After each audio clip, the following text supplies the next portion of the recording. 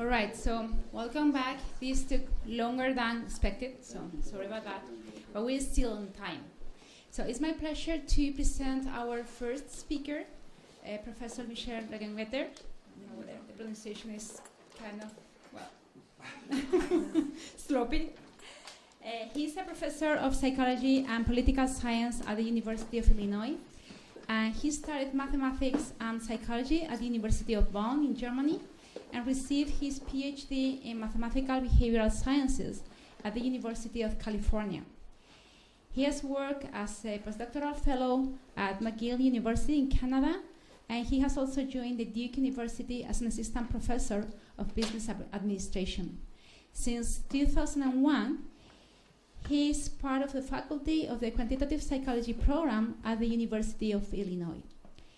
His research has been recognized with a number of awards. For instance, the Young Investigator Award of the Society for Mathematical Psychology and the International Exeter Prize for Research in Experimental Economics, Decision Theory, and Behavioral Economics.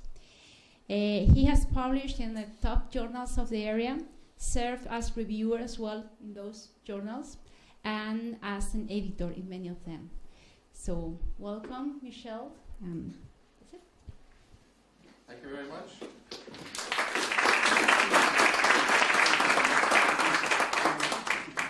Thank you very much for inviting me out and for hosting the conference. I'm curious about the audience before we get started. So, how many of you are PhD students? I'm curious. Okay, and how many of you are psychologists? How many of you are from other disciplines besides psychology? Okay, that's wonderful. Very interdisciplinary. Well, my name is Mike Regenwetter. I'm originally from Luxembourg, but I live in the United States. And we were told earlier that the first session is supposed to be provocative and pompous, so I'll do my best. You can look at the title, Median Responses, Modal Choices, Prior Parameters, How Not to Test Theories of Decision Making. So I deliberately decided to have a provocative title to catch your attention. The work I will talk about today is with graduate student Maria Robinson at Champaign, and I should also acknowledge funding from the National Science Foundation of the United States. So here's an outline of what I'm going to talk about today. I will first talk about what makes a good theory of choice behavior, and then we will go into various other specific topics. So I don't think the laser point is easy to see. So I'll talk about various median things and problems with them, deriving predictions from a theory, common myths, models, illustrative analysis, and conclusions. So let's get started. What makes a good theory of choice behavior? And I would argue that a good theory of choice behavior has to take into account that since we are one single species, there has to be something that all of us have in common. It just has to be, because biologically there's no other possibility.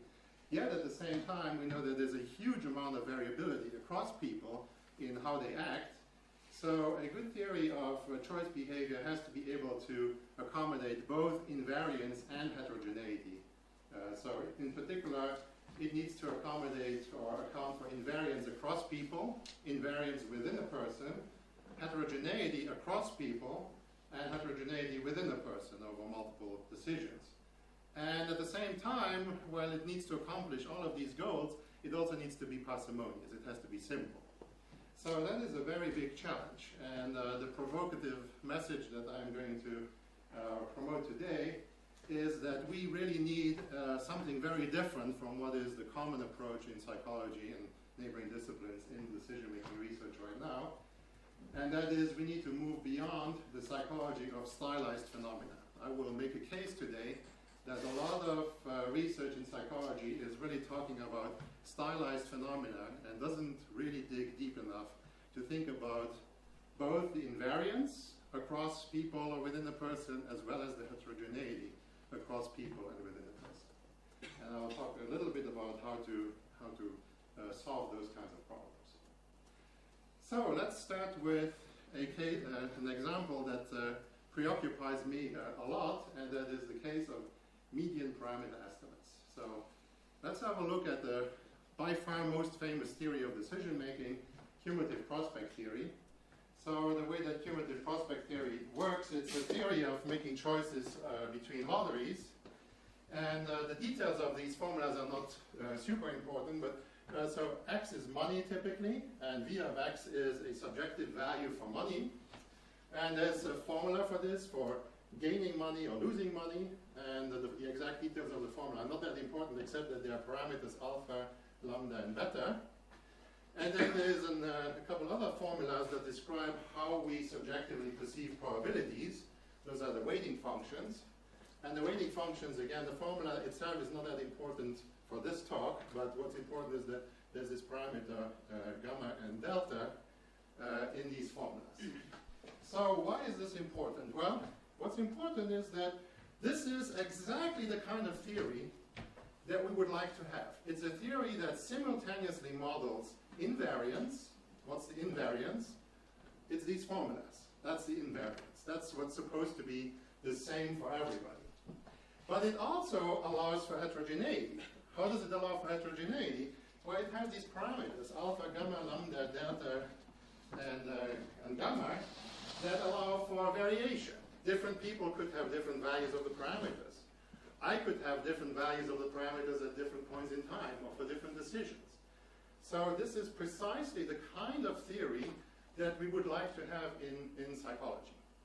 However, I will argue today that this is not at all how either proponents or opponents of cumulative prospect theory think about the theory, or how they talk about it typically.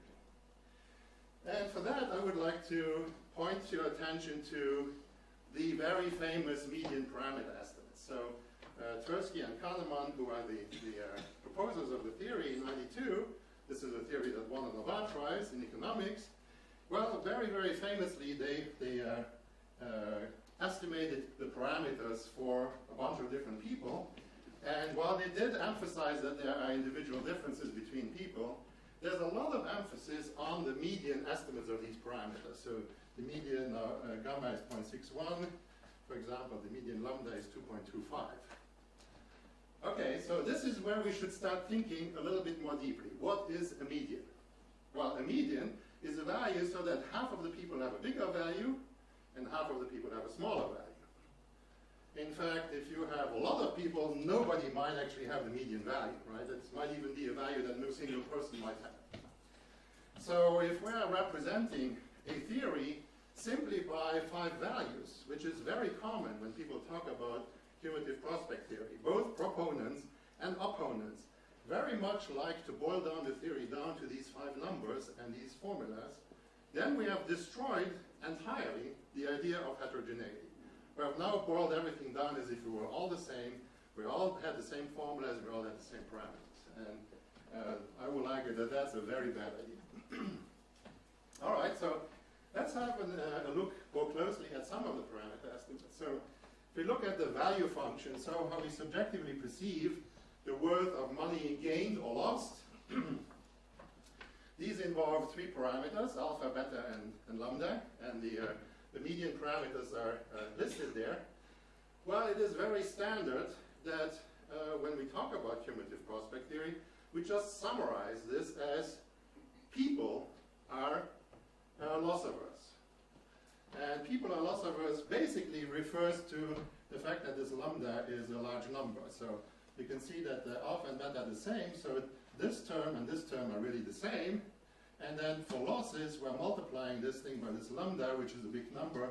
And so that basically means that people are treating losses in a very different way than they're treating gains. Well, but the parameter values are only medians. It may not even be the case that any single person even has these values. So if we take a whole range of values above and below all of these 3 values, who knows how many people actually really are loss averse. There's no way to tell just from medians alone. And certainly we're not doing the theory any justice, either if we attack it or if we promote it, if we just boil down the theory as, for example, showing and accommodating the phenomenon that people are loss averse. All right. Let's have a look at Tversky and Kahneman's own paper in 1992. where they, one of the many studies that they had in the paper was to document loss aversion, how people really treat losses very differently from gains. And one of the studies, they had 8 different stimuli, worked as follows. You are asked to imagine a lottery where you have a 50-50 chance of either getting A or B, versus a lottery you have a 50-50 chance of getting C or X. And participants were asked to give their value of X so that they are indifferent between getting the AB lottery or the CX lottery. Once again, what is reported in the paper? Well, the authors do acknowledge that there are individual differences, but the information that's provided square and center in the paper is again a median. So the median value for X for problem 1 is 61, 101, 202, and so forth. So that's kind of a middle of something, but since these are medians, we know for every single case that half of the people give larger values of X, half the people give smaller values of X. So in the paper they say that if they take these X values and they recompute the parameters of cumulative prospect theory, they are more or less the same as the median parameter values. All right, so how about we take the median parameter values and we just calculate what value of X we would get. So CPT med, that just refers to CPT with these parameter values. All right, so I just plug those in and see what X I get and whether it's more or less the same. Well, it is not more or less the same. Every single value that you calculate from the so-called median parameter values is higher than every value here, and one of them is really way higher. So if the median parameters describe how people make decisions, and if the median X values describe how people make decisions, then there's some kind of inconsistency between these. So maybe it's worth that we move away from just summarizing results with medians. Maybe we really need to start looking into what is constant, what varies, and how. Okay, so let's have a look at the weighting functions. The weighting functions involve 2 parameters, gamma and delta, and the median parameter values for those are 0.61 and 0.69. Now, we don't need to know the details of the formula. I'll just tell you that if you take a value here that's smaller than 1, then a probability will be, if you plug in a small value for P, then W of P will be a little bit bigger. So values of delta and gamma that are smaller than 1 are interpreted to mean that we overweigh small probabilities. We treat rare events as if they were more common than they really are.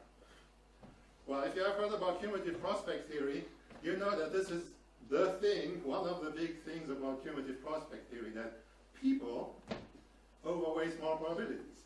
Well, these are median values. Half of the people give larger values, half of the people give small. Even if these were the population medians, there's a whole range of possibilities.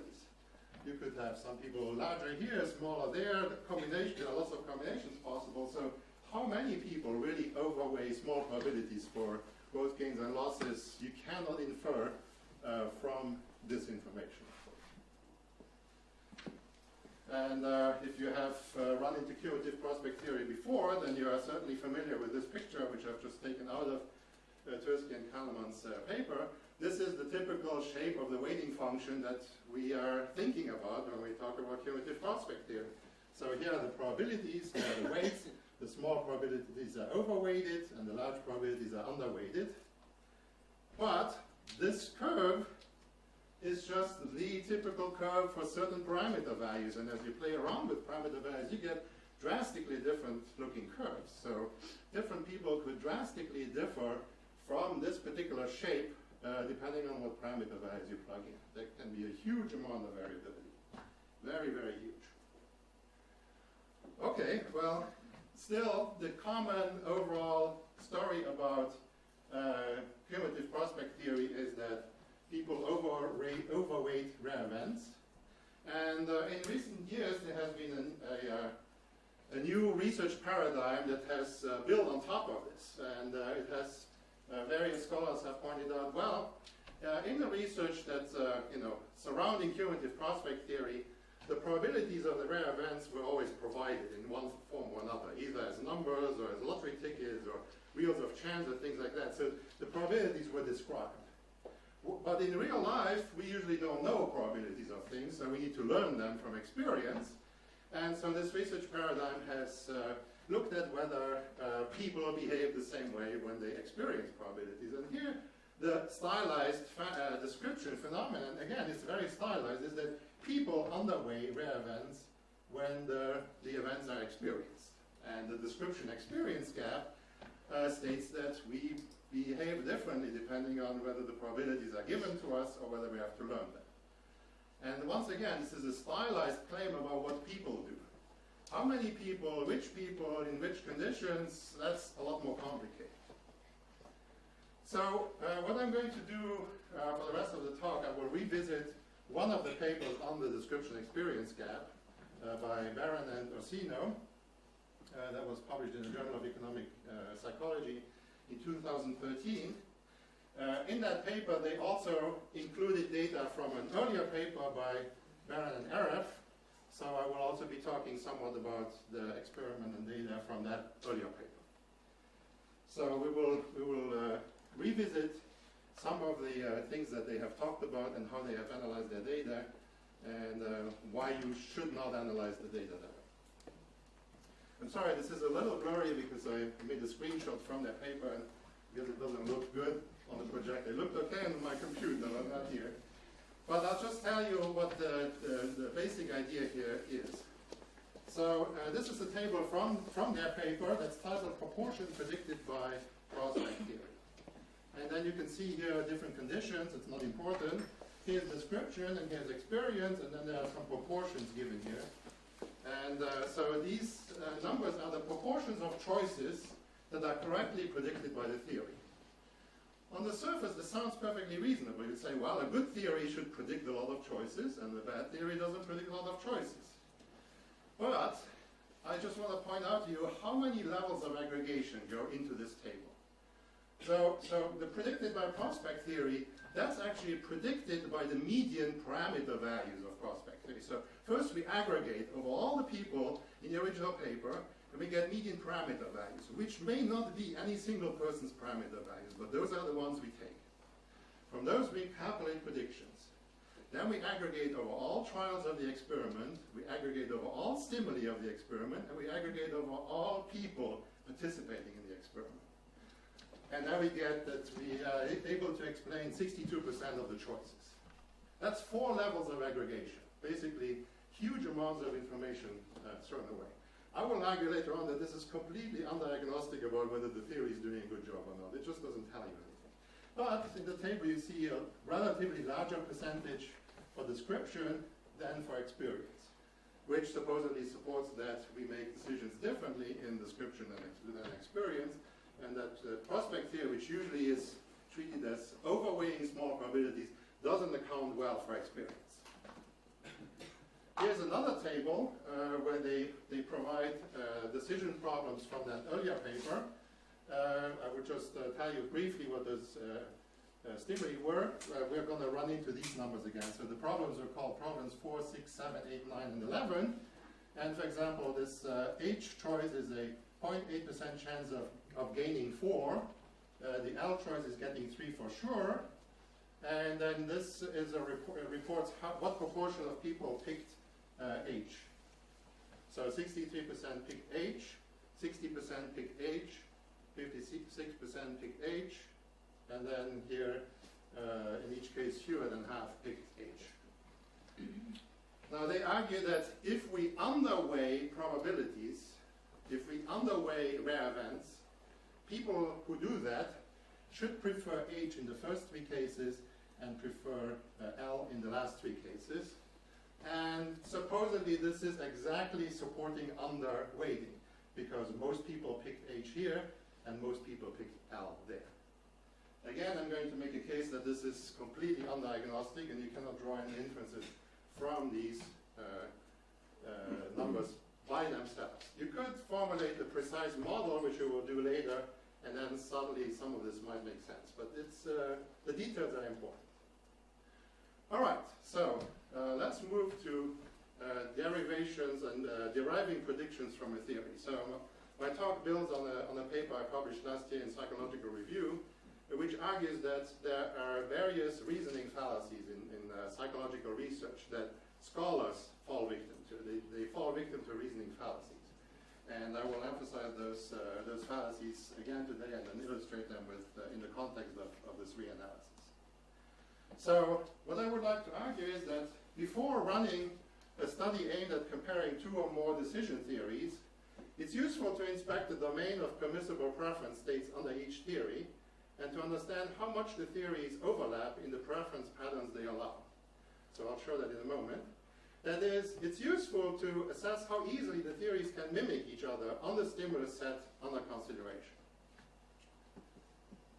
Reducing instead each theory to a single unanimous preference pattern as a proxy for that theory can jeopardize the interpretability of the entire study. So in particular, reducing cumulative prospect theory down to median parameter values, it's very, very risky. It's a very dangerous thing to do. All right, so let's have a look at one of the experiments from Baron and Orsino's paper. It's, they call it experiment 2. In this experiment, participants chose between two unmarked buttons. So it's a decision from experience. Okay, you press on the button. The buttons are presented on the screen. Each button was associated with one of two distributions referred to as S for safe and R for risky. So they're the safe button, the risky button. Decision maker didn't know which one is which.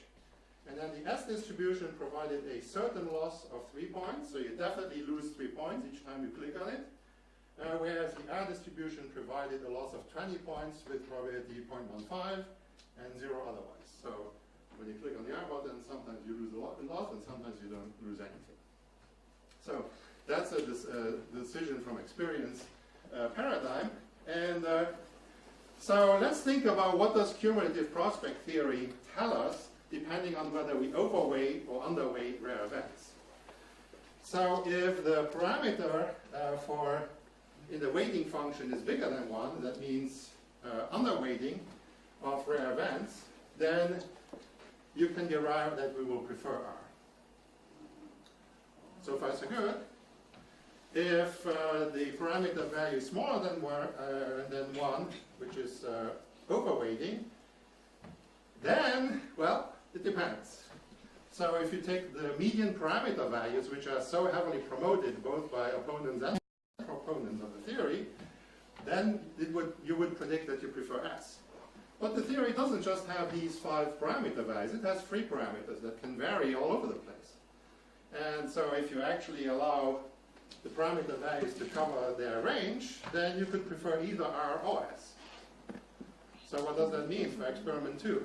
It's a little bit problematic, especially if you want to show that people are underweighting rare events, because if you find that the decision maker chooses R, you don't know whether it's because the person overweights or underweights. They could do it in either case.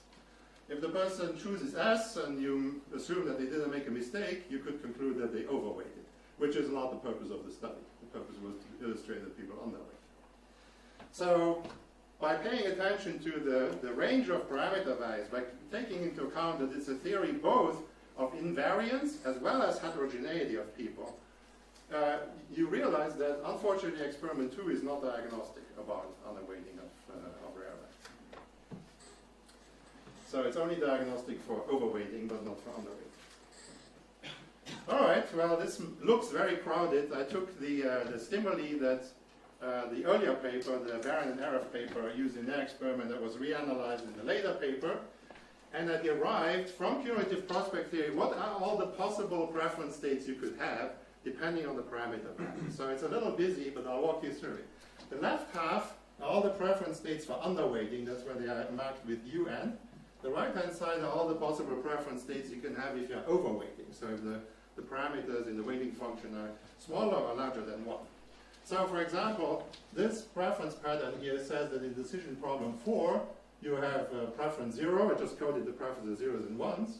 In decision problem 6, you have preference 0 and so forth. This overweighting pattern is also an underweighting pattern. So if you have this preference pattern, I don't know whether it's because you're overweighting or underweighting because it's compatible with both scenarios. So if you, yes? I'm just curious, how did you get all the patterns? I just played around with the parameter values in cumulative prospect here and did the grid search. Oh, grid search, just like a fine grid search. Yes, took a very, very fine step size and searched through the entire space brute force. So it's conceivable that we missed a couple because of the grain of the search. So the main thing that I would like you to just look at right now is that you see plenty of lines where there's an entry on the left and on the right. What does that mean? It means that overweighting and underweighting are able to mimic each other to a huge amount. So anyone who has a preference pattern that's in a row that's populated on the left and on the right, you can diagnose in this study whether they overweight or underweight. But this is a paper about underweighting of rare events. So I have highlighted one pattern in each of the columns. The pattern on the right-hand side here that's bold-faced, OV4, that is the preference pattern that you obtain if you just plug in the median parameter values of cumulative prospect theory. Yes? Yeah. We tend to do this in math cycles. That's it for my talk. No, just kidding. No, but like you could maybe this would be used log likelihood. If you had a choice probability function, but log likelihood. We're gonna get there. Yes, we're gonna get there. Don't worry. Yeah. If you knew one person's preference pattern, you wouldn't know, and if it's in one of the ones that show up on both sides, you would not know whether that person overweights or underweights. But of course, we can do statistical things taking into account all the possible things. That will come later. Yeah, we will get to that. Okay, so this preference pattern OV4 here, that is the one preference pattern that would typically be associated with cumulative prospect theory. Whenever you read a paper that says, we took cumulative prospect theory with prior parameters. So the idea is, okay, let's take an old study, get their parameter estimates, and see whether they predict future data, right? But that does really just not make any sense because the prior parameters may not even describe any single person. Okay, but anyway, if you boil down cumulative prospect theory with overweighting to just that one set of parameter values, you would only predict OV4. And it seems that in the paper, it's not completely clear, but in the paper that we're reanalyzing, it seems that they are associating UN18 as the one pattern that you predict for underweighting. And that is, in fact, the exact opposite pattern from this one, right? This is 1, 1, 1, 3 times 0. This is 3 zeros followed by 3 ones. So the two patterns are diametrical opposites of each other. So if we could just boil down underweighting to that single pattern UN18, and if we could just boil down overweighting to that single pattern OV4, it would be phenomenally diagnostic. Except that the actual theory allows the parameters to vary, and if we look at all the variations and combinations, things look a lot more complicated. Okay, so let's, we're going to revisit these patterns a couple of times. So let's look at a few common myths that are based on my recent psych review paper. So the first myth I want to talk about is the fallacy of modal choice. So if you take this preference pattern UN18 that I just mentioned, and you say, okay, I'm going to predict preference 0, 0, 0, 1, 1, 1, that actually means preference here, here, here, here, here, here. And I'm just going to say, okay, most people choose as I predict. And indeed, most people choose the zeros here and the ones here. That is a standard way of analyzing data. But I would like to point out to you that this is a very, very dangerous path to take. So, well, let me first spell out the myth. If most decision makers satisfy theory X, then we can predict that the pattern of modal choices will satisfy theory X, i.e. that the modal decision maker satisfies X. This is very, very common in decision-making papers. It's not even usually spelled out that explicitly, but it's very often the logic. So, in particular, if we take here these problems from this paper with cumulative prospect theory, a very common approach would be if most decision makers underweight small probabilities, then we can predict that the pattern of modal choices will be UN18. Well, what do you think? Is it going to work out? I wouldn't say this, right, if I didn't have a counterexample. So let's just take a piece of the table of patterns. I'm sorry that they are small, but I'll walk you through it. So I listed here how many people I just assumed to have of each preference pattern. So I'm just going to take 11 people. And of these 11 people, 7 underweight rare events. So 3 people have preference pattern UN9, 1 person has preference pattern UN13. I forgot up here, 2 have UN3 and 1 have UN25. And those are patterns that are not allowed with overweighting. And then I take 4 people who overweight rare events. So 3 people have preference pattern OV2, and 1 person has preference pattern OV8. Those are patterns that are not possible for underweighting. So I have 11 people, most of them, right, 7 out of 11, that's most people, underweight rare events. Well, now let's look at what most people choose for each decision problem. And that's going to be something entirely different. What most people choose will be actually OV4, which should sound familiar. That's cumulative prospect theory's prediction under median parameter values. So we could just go through an example. So for example, for decision problem 4, what do most people choose? So we have 2 people who choose 0, 3, 4, 5, and then I didn't count right. Of course I didn't count. No, I need to put the zeros. So 3, 5, 6 people choose 0. 6 out of 11 choose 0 on problem 4. And that's also what OV4 chooses for problem 4. So you can just go through all the decision problems, and it turns out that for each decision problem, what most people choose is the entry that you see here. How many people have that preference? Not most. Nobody in this example has this preference. And also nobody has the supposedly predicted preference pattern for underweighting, UN18. So nobody has the UV18 preference pattern, or UN, sorry, and nobody has the overweighting 4 preference pattern. So if you read a paper that talks about what most people do, and they do it for more than just one decision problem, you should have some alarm bells going on in your head, because the combination of a multiple task of what most people do may not be what even a single person does. This is a very famous paradox from voting theory. So if you're familiar with social choice theory and voting theory, you know about the Condorcet paradox that tells you that the majority preference may not be any single voter's preference. This is just a version of that very famous voting paradox that's been around for a couple of centuries. But this is a very common line of reasoning, and even Tversky and Kahneman like to rely on what most people choose every once in a while to explain their results. Okay, so let's move to another reasoning fallacy. It's the fallacy of choice tallies. This is also a very popular thing. We've already seen it before.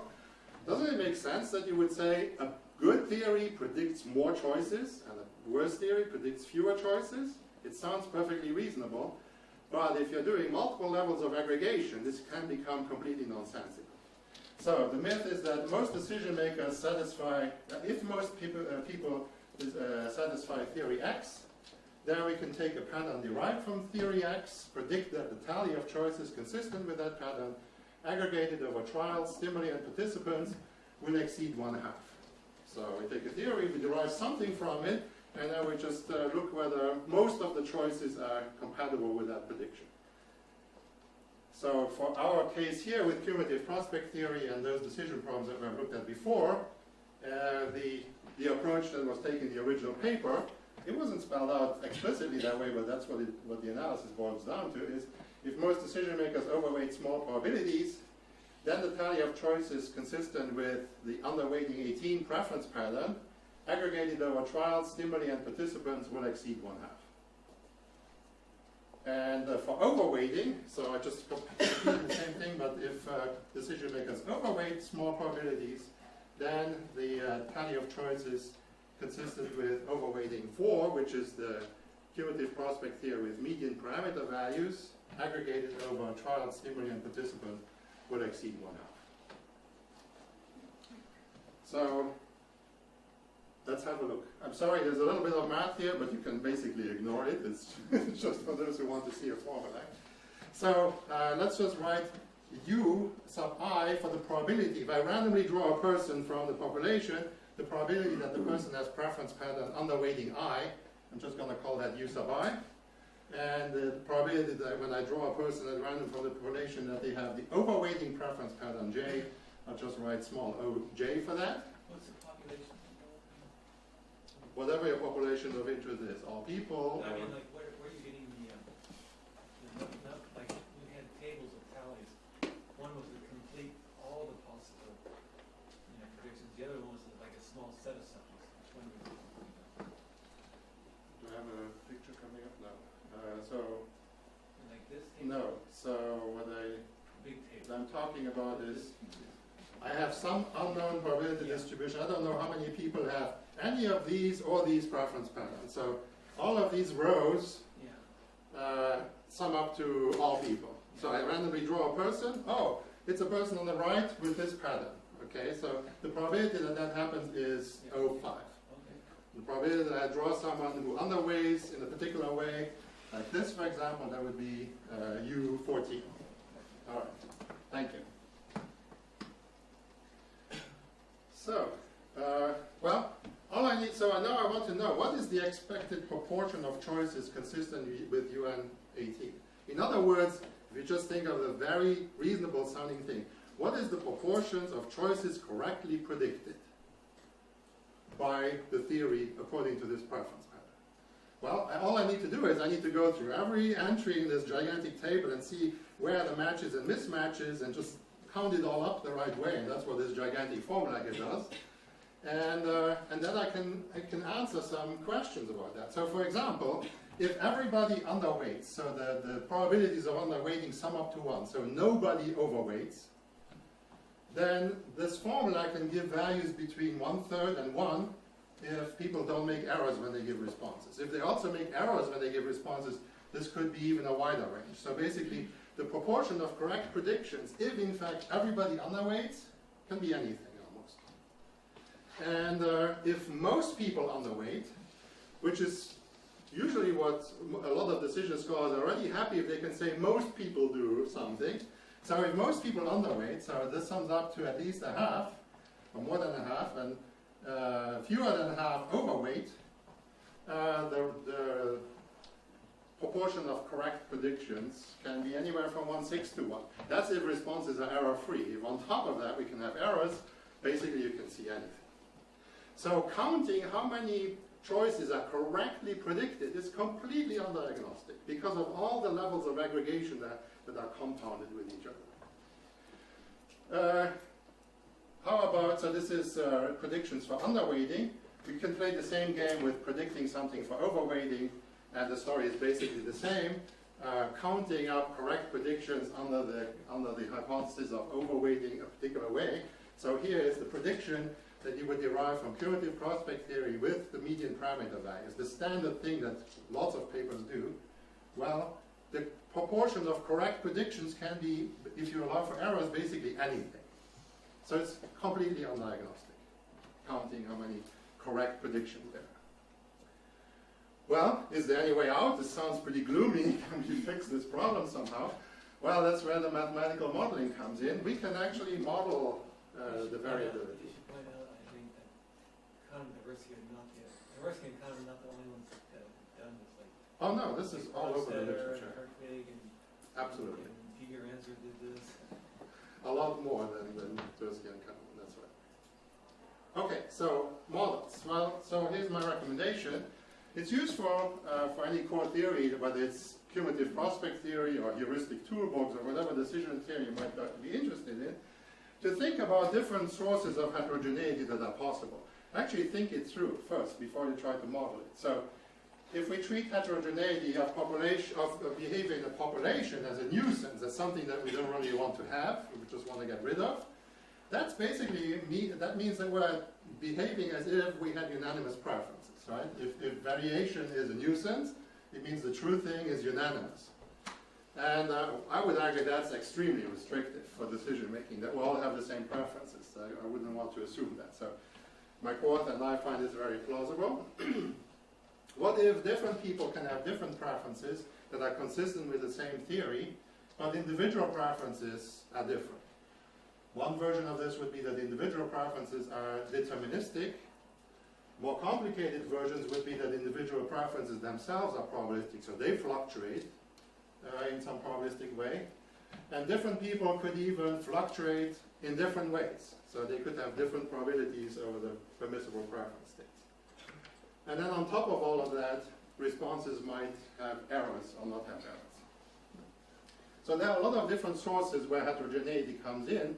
And if we just talk about what people do, or what most people do, or what the median response is, we're just throwing away all of that thing because we don't want it. My argument is that this is very valuable information that we should use rather than try to wish away. Well, let's start with the simplest approach, which is to think of variability as a nuisance, as something we don't want to have. So we could say there's some probability, if I ask whether you prefer X or Y, the probability that you answer X, so that's the probability that X is chosen over Y, is simply, it's 1 minus something, the probability of making a mistake. So this theta could be a parameter that describes how likely we are to make mistakes. So let's just take an example. If you satisfy cumulative prospect theory with the median parameter values, then this would be your true preferences, and the probability of making an error could be up to theta in each of these things here. So we would have to write out some choice probabilities. So probability is bigger than theta, smaller than theta, smaller than theta, smaller than theta, and in these cases bigger than 1 minus theta. And that's all it is, except that if we're allowing different people to have different preferences, or if we don't know what is the actual preference pattern, we have to write out this hypothesis separately for every single row, which makes for a very complicated mathematical model. And I did not write down the formulas for that. That would be very, very busy. A second kind of model that doesn't treat the variation as a nuisance, I'm just going to call that a substance model. So here the idea is that variability is actually, it's a true thing. It's not because of mistakes or noise, but it's because, for example, different people have different preferences. So let me just write the probability of a preference pattern like this. So this could be one of these 0, 1 vectors, right? The probability of a pattern. And so the probability that you prefer X to Y, you just sum up all the probabilities of those patterns in which X is better than Y. That's what this formula here says. Now it turns out for the stimuli and the data that we reanalyzed, it actually predicts for some of the stimuli that you would have deterministic preferences, even though you have these probabilities floating around. So if this so-called random preference model makes deterministic predictions, we could allow some error just in those cases. So that's what this substance model says. So you prefer, the probability that you choose X over Y is the probability that you prefer X over Y, except if that's 1 or 0, we just allow some wiggle space to make mistakes in those situations.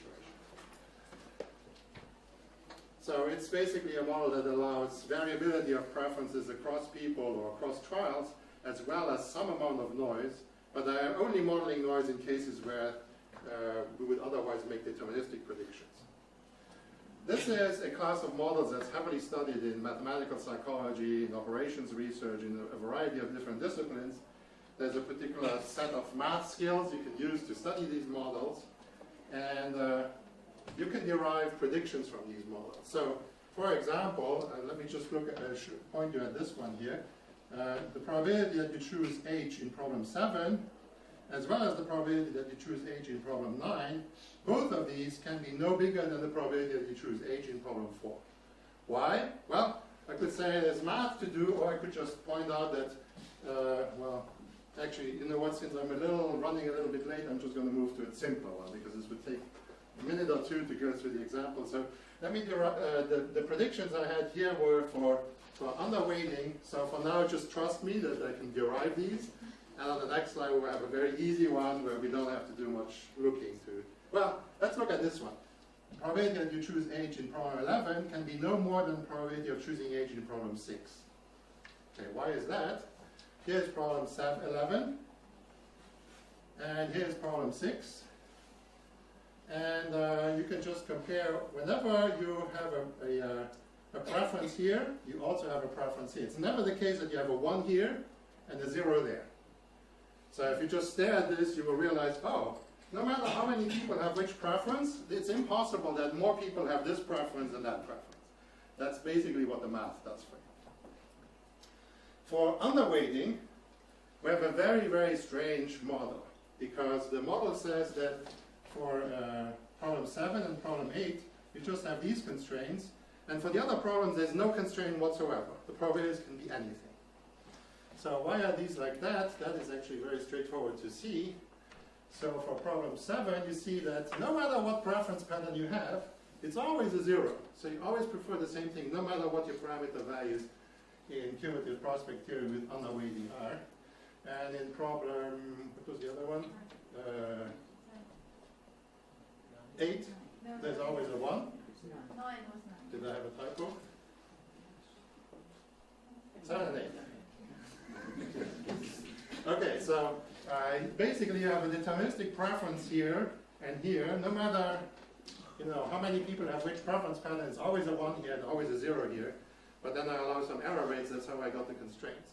Now if you disregard these two columns, the other columns have every conceivable combinations in 1s and 0s that you could come up with, because there are 4 things. There are 16 rows, 2 to the 4 is 16. So every conceivable preference is actually represented here for those 4 problems, which means that in this experiment, for overweighting, 4 problems are entirely undiagnostic, if you allow different people to have different preferences. All right, so illustrative analysis, I just analyzed the models I just talked about, the nuisance model with error rates up to half, error rates up to a quarter, and the substance model that allows variation of preferences themselves. And the data sets are, the 2013 is a subsample of cases that Baron and Ossino took from this earlier paper, where they argue that the experienced proportions actually match the probabilities pretty well, so that the people who are participating in the experiment actually had a chance to learn the probabilities accurately. Whereas in the 2013 data set, there was not necessarily even a possibility to correctly learn the probabilities from the experience, because there were huge discrepancy between what people managed to observe in their experience and the generating probabilities. Now the values inside of these are base factors, so these are, excuse me, my voice is about to give way. These are quantitative measures of evidence for or against the model. The base factors are always against an unconstrained model. So we can see that for overweighting, all of these base factors are incredibly tiny, which means that we have overwhelming evidence against cumulative prospect theory with overweighting. No matter whether we think of the variability as being a nuisance or as being of a substantive nature. And for underweighting, if we allow for a lot of errors, then we have evidence in favor of underweighting in both data sets. For the error model, in the substance model, interestingly, where the case where the experiences match the probabilities pretty well, we have a rather large base factor, but in the case where the experience doesn't match the objective probabilities very well, it doesn't work very well. So it turns out that we're actually able, even though we're criticizing the methods that this paper used, remember we're reanalyzing other people's data, so even though we criticize their methods, we're actually able to support some of their main conclusions using the quantitative analysis. So they did actually come up with conclusions that are supported with the quantitative models overall. So they're going to write a paper and say it doesn't make any difference. Believe me, that is the standard answer I get. And I find that really interesting, that if you can say either yes or no, and then you go through flawed logical reasoning and say yes, and then someone else says, well, let's reason through this correctly, they're like, okay, it is yes. I don't think it makes sense to say, well, then it's okay. I could have just gone through non-logical reasoning and come up with yes because it was the same answer. But but that is indeed the purpose of the paper, is to force us to think very logically. What can we derive from a theory? And then I'm happy if I can support the same conclusion again. I don't have any problem with that. But to say, well, then in that case it would have been okay to just do it all, using metrics that are not diagnostic. Well, I don't subscribe to that interpretation. Okay, conclusions and discussion. So I hope I have made the case here in a provocative and pompous way, that we should move beyond the psychology of stylized phenomena. Again, cumulative prospect theory, median parameter estimates, so-called prior parameters, it's very widely misinterpreted and misused. And interestingly, this is the case both for proponents as well as opponents of cumulative prospect theory. I have talked about two types of reasoning fallacies, the fallacy of modal choice and so what most people choose. If you read a paper that tells you what most people do, you might want to really look a little more closely and see whether it makes sense what they're reporting. And likewise, if you're reading a paper that talks about the number or proportion of correct predictions, it's quite likely or quite possible that they aggregated multiple things, where at the end of all the aggregations you no longer actually have diagnostic information.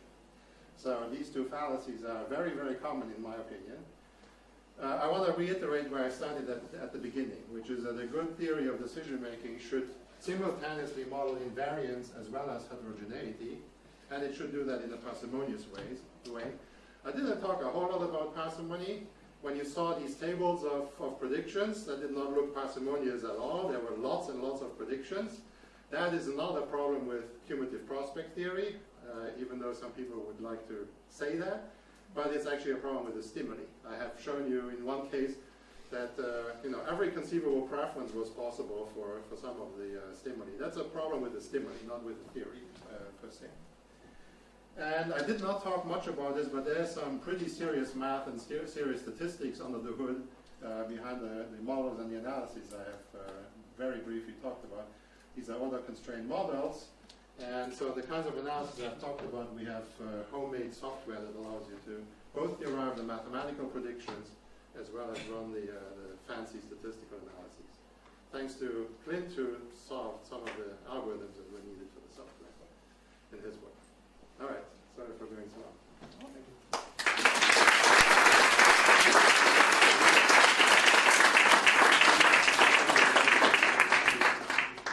Thank you very much. We have a few minutes for questions. So are there any questions you want to ask the classic way, pompous way? I'm going to check whether questions here.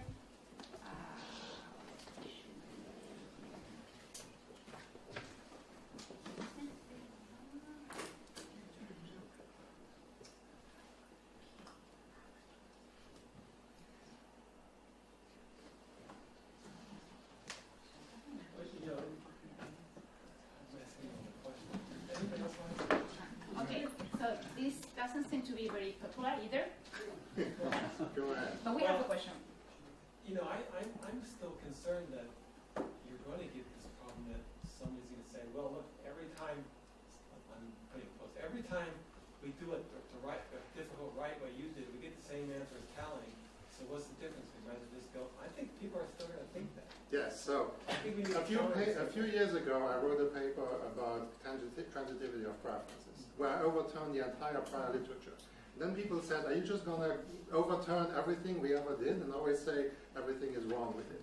So that's the opposite. So there people will say, oh, you're always just going to show everything is wrong, and the result is the opposite of what we concluded. Here it happens to be that the conclusion matches a prior conclusion. Well, sometimes it matches, sometimes it doesn't. And no, I'm not always going to overturn everything, and I'm not always going to find the same result. But I think in this case, it might be good you had a counterexample where it doesn't, where they produce a completely different conclusion, so that they would pay a little more attention. Well, the experiment 2 that I talked about, for example, is entirely undiagnostic. So I do not reinforce anything they say. But they said, in other words, their conclusion matched what your conclusion came up. That's the problem. I would like, it would One be nice piece, to have, yeah, one piece. I would like it would be nice if somebody made a strong conclusion using tallying and modal choice, but when you did the analysis for it, it was completely opposite conclusion.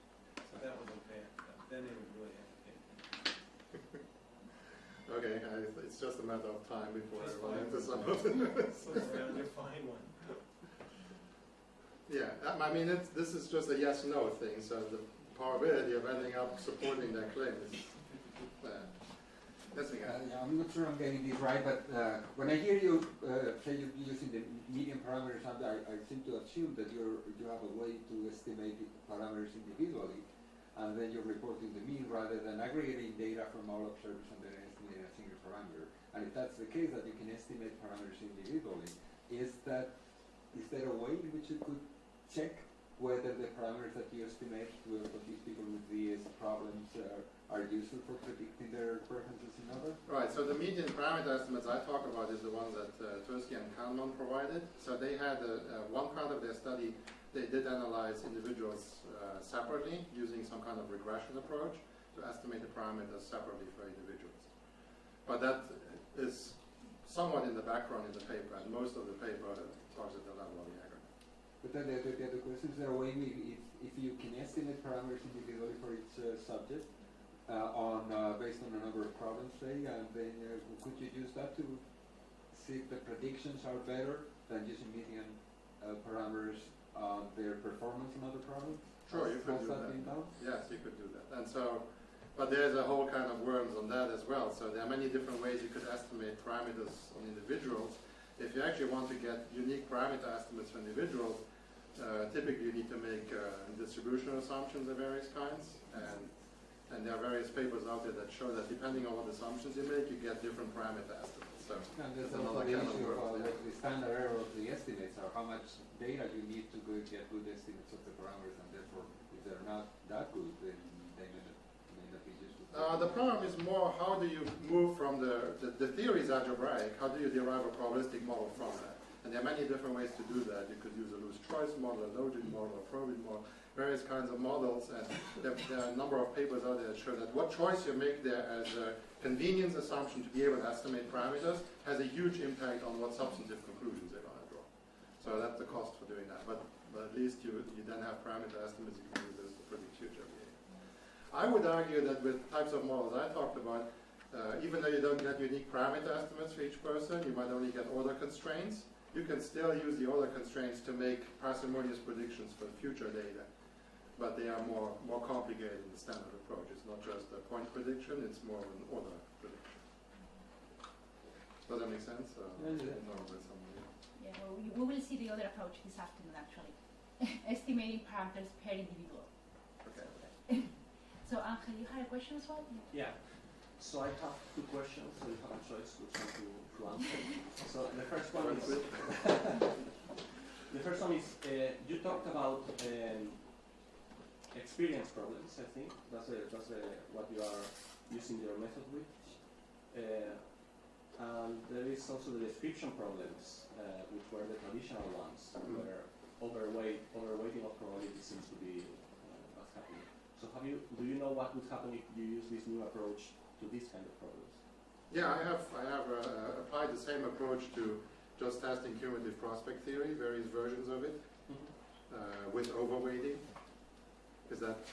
No, so at the beginning you said, if you describe the problem, then the idea is that people tend to overweight small probabilities.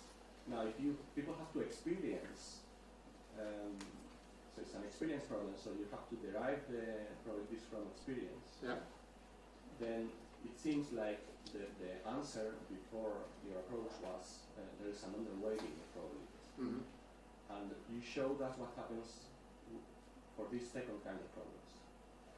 And my question is, what happens for the first kind of problems? I mean, that's the conclusion of Tversky and Kahneman, that we overweight small probabilities in those cases holds. Okay. So it's a complicated answer. So I have revisited various data sets, not the ones I have talked about today only, but more, from experiments that compare description and experience. And overall, it seems to hold up that the description experience gap seems to work for those data sets. But I've also looked at other data sets that are just about lotteries with description and analyzed cumulative prospect theory from various angles. That's unpublished work, and it does not do well overall. It does actually very poorly. So it often does well in accounting for existing data, but then it doesn't do well in predicting other data. That's kind of the gist of that. So there's a lot of overfitting. If you're familiar with the concept of overfitting, there's a lot of overfitting where you You're able to move the parameters around to account for a given set of data, but once you have pinned that down, you derive new order constraints for future data, it doesn't do well. That's actually related to that question. Yes? In the last slide, you talk about the stimuli being the problem, and I didn't quite understand your approach there. Oh, so remember that I had these tables that had just huge numbers of different preference patterns. So an opponent of cumulative prospect theory would say, hey, look, cumulative prospect theory allows so many different preference states, so it's really not a restrictive theory. Well, my response would be that I can actually easily create stimuli where there are only very, very few preference patterns. So the reason that you see so many is because these stimuli that we're using in the experiment don't put a lot of constraints on the theory. They don't put a lot of pressure on the theory. So the experiment should have used better stimuli that are really using the theory to predict something more restrictive. It's not the theory itself that's too flexible. Well, we got lots of questions. Okay, so thank you. Thank you. We're gonna have a break, half-minute break. So I'll meet you. It's half an hour, 30 minutes. No. 30 minutes break, sorry. So we'll resume at noon, 12 o'clock. So before we go, is there any undergraduate student? ¿Hay un graduado de esta facultad? Yes. So, para los Paco, you have to go into that webpage down there and just fill in the form. Para los Pacos.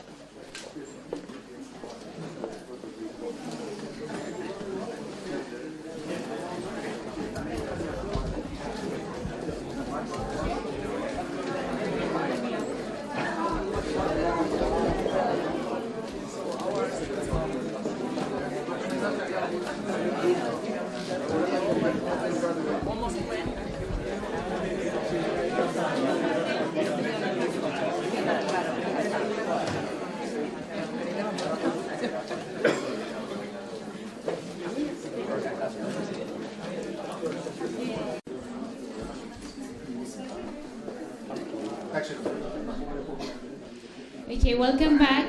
The second and last speaker.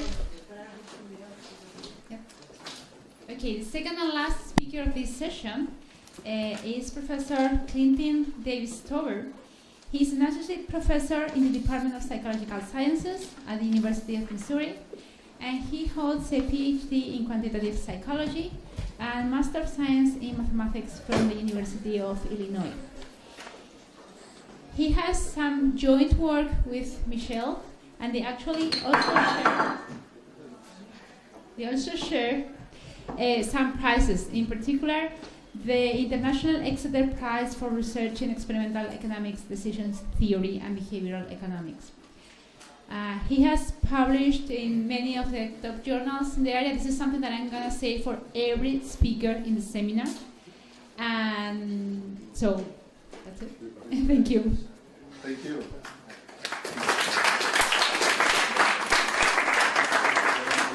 And thank you very much to Complutense University of Madrid for having us up. So, very excited. Thank you.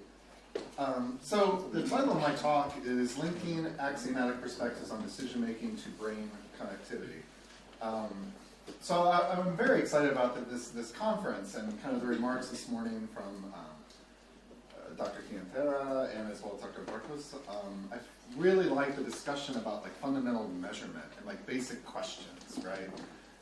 I'm not interested in model fitting. I'm also interested in, let's ask simple questions. So throughout my talk, while there is some mathematics, this is a mathematical decision modeling conference, so you gotta keep it honest, right, with some math. But it's gonna be simple. Like the questions are simple, or at least in the sense that they're fundamental. And these are the kind of questions I get really excited about. So here's a picture of Richard Taylor, who won the 2017 Nobel Prize in Economics last year. And one thing I liked about Taylor's work, I like how he frames certain questions. So he's, of course, famous for doing a lot of work in the field of behavioral economics. He posed this as a particular question, a question of a rational decision maker, which he called econ, or econ man, versus what he claimed like people may actually do. And I've always found this dichotomy, maybe it's false, but it's an interesting way to frame questions. So on the one hand, we can think about a rational decision maker. And I'm going to think of a rational decision maker, not necessarily as someone who makes good decisions, well, they may, but rather they make decisions that are consistent in such a fashion that they admit a mathematical representation that's simple. So this is like classic econometric theory. And one way to think about it, one way to define this, if you want to think about terms of like random utility or just simple utility functions, is that an econ person, an individual, could make choices as if they were optimizing. Their behavior can be characterized via a set of axioms or formal statements from which theorists derive representation. So traditional utility functions. And these vary, of course, in what's required, but you usually need some sort of monotonicity condition, transitivity of preference, and a few other consistency statements. Now, what I really liked about this, I mean, when I was a graduate student, I just found this stuff so interesting. It really is akin to like classical physics in the 19th century. And this ties into mathematical psychology and like from the mid-60s on to today. Can we take preference and can we think about it similar to the law of gravity, where if it's consistent in certain fashions, if it satisfies sets of axioms, then the representation follows. It doesn't mean that the people are using that function in their head, but rather it means you could describe their behavior as if they were. And this is very interesting. I always found this to be just a beautiful question. So it's really appealed to my mathematical sensibilities. It's like, wouldn't it be great if we could describe everyone via these simple axioms, the function follows, and everything is solved. That's not what happens, right? So people don't always behave this way. And I could point to the entire field of counterexamples, endowment effect, context effects. Humans are a little more complicated. But I still think it's a worthwhile question.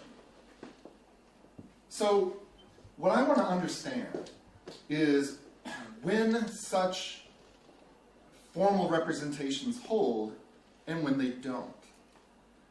And so again, this is a very basic question, very simple. Under what conditions experimentally can I identify that individuals are satisfying certain axioms? They are satisfying certain simple lists of properties such that there admits a mathematical representation. I'm not interested in selecting mathematical representations and fitting that to data and seeing which one does better. Rather, I want to ask a more fundamental question. Do their preferences, do their choices, are they consistent in such a fashion that they admit this rational representation? Like I said, very basic question. And if they don't, what would describe their behavior? So can we find situations where people are rational versus when people are not rational? And this is a big part of what goes on in my lab. So just to give you a flavor of this and all the different contexts, you can ask this particular question. So we test rationality, and we have a project testing rationality in sexual decision making, choices under ambiguity, choices under alcohol intoxication. There's a whole field of study that you could apply these same questions to. In this particular talk, I'm going to focus on older versus younger adults. Do they make rational decisions in a decision-making under risk paradigm? So here's the research question. Are older adults more or less rational in their decision-making as compared to younger adults? I think this is an interesting question because hopefully we'll all get older someday. And so this is directly relevant to us, or to everyone. And also as older adults, you still have to make decisions that involve risk. Especially in the United States, you have to think about what healthcare plans to choose. And then there's lots of questions where you're still making risky decisions. And so that's the basic research question. And again, I'm not asking what mathematical representations best describe them. I'm asking, can there exist a simple utility function that describes their behavior or not? So why is this interesting? Why older versus younger adults? So this question is well motivated by established differences in cognition between older and younger adults. Prior work has demonstrated that older adults, on average, tend to have significant declines in cognitive abilities, particularly in prospective memory and memory retrieval, although such declines are not universal among all individuals. Older adults tend to employ simpler, more heuristic-based decision-making strategies and utilize automatic information processing. Again, now these studies were looking at fitting particular models. I'm trying to come in at a more fundamental perspective, as you'll see. So even though these strategies are simpler, there's growing evidence that older adults are able to adapt to their use of decision strategies to the choice environment, and in many circumstances perform on par with younger adults. So, first thing I'm going to do, I want to report the results of a choice experiment. And I'll just kind of lay out exactly what we're going to do and how we're going to test these basic questions. After this, I'm going to report some initial findings from a study where we actually tried to link these questions to brain connectivity. So we can start to look at some of these fundamental questions in a more modern light as well. So in this experiment I want to start with, we had 25 older adults, all of them over the age of 60, and 25 younger adults between the ages of 18 and 30. And they completed 3 choice stimuli sets over 2 sessions. All of them involved participants were repeatedly presented pairs of binary gambles and asked to select the gamble that they prefer. And the gambles looked like this. This would be one stimuli set, and there were others as well. And they were just simple pie wheel representations of probability, where you could win $21.05 with this probability, which is about 11 out of 24, so a little less than half chance at winning that money. You win 0 otherwise. These were simple unitary gambles, and we did have one stimuli set that was a little more complicated. So we had 3 sets of choice stimuli designed to violate rationality via violations of transitivity. So in the transitivity axiom, this is the one that most of these stimuli were designed to violate. It's pretty simple. So if your preferences are transitive, it means you prefer, if you have 3 alternatives, A, B, and C, if you prefer A to B and B to C, you should prefer A to C. Pretty simple, right? So this axiom is foundational. It's a necessary requirement for the existence of a utility function. This is basic von Neumann and Morgenstern, and you could go on and on for basic measurement theory for ordinal utility representations, and so on. So this is one of the axioms we're interested in testing. Do older adults do they have transitive preferences?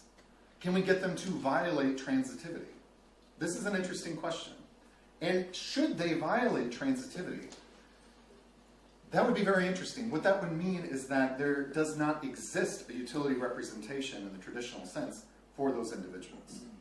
And I find this very interesting. Again, this is a very simple question, very simple.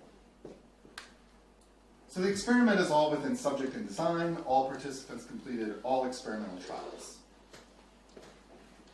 So we need models. I just said we're not going to do some model fitting. Well, we have to represent this axiom, and we're going to do it in the most basic way that we can.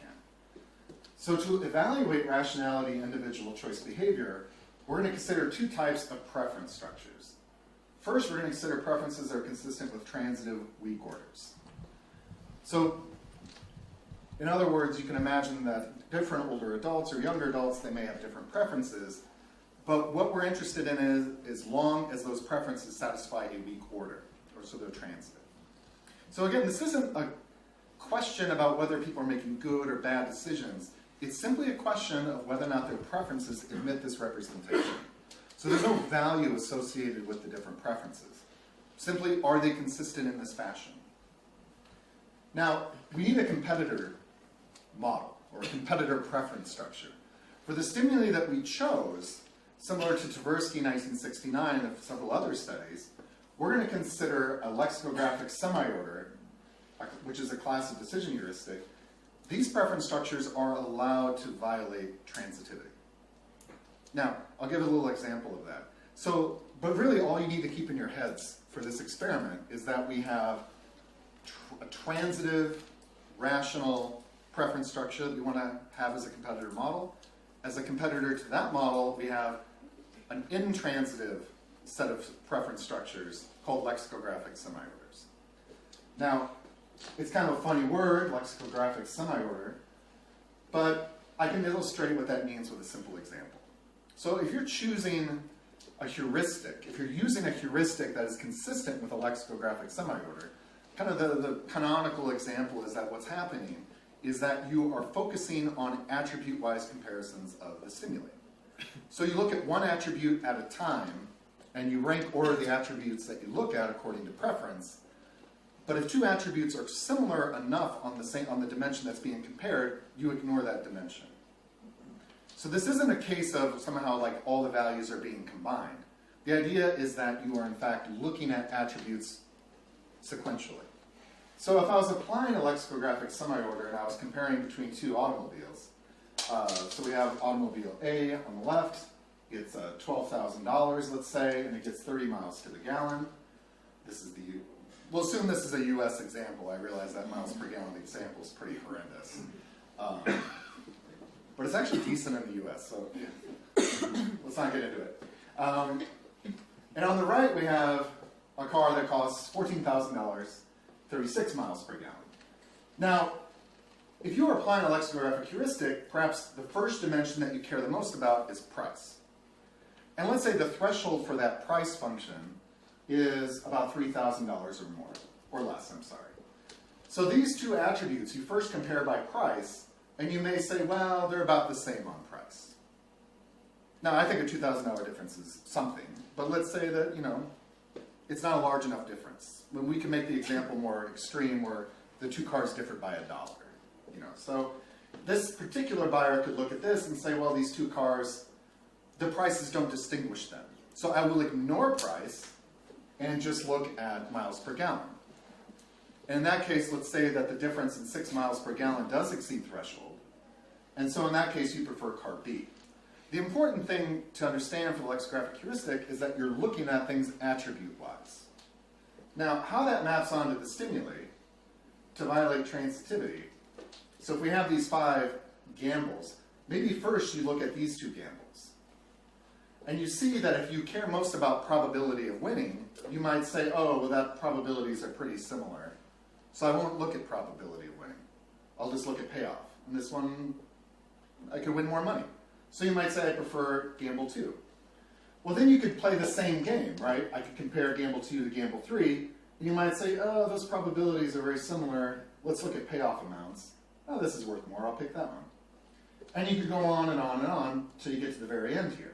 And you might still say I prefer this one to this one. So 5 to 4 because there's a larger payoff and the probabilities are very similar. But if you then compared the first one to the last one, the probabilities now are quite different. And so if you were using such a heuristic, you may say, oh, well, actually, this is a much larger chance of winning $21. I'll prefer that one. And that way, these stimuli and the other stimuli sets that we chose share this in common, where if you are using a lexicographic strategy in this way, you'll violate transitivity, because you preferred 2 to 1, 3 to 2, 4 to 3, 5 to 4, but then you preferred 1 to 5.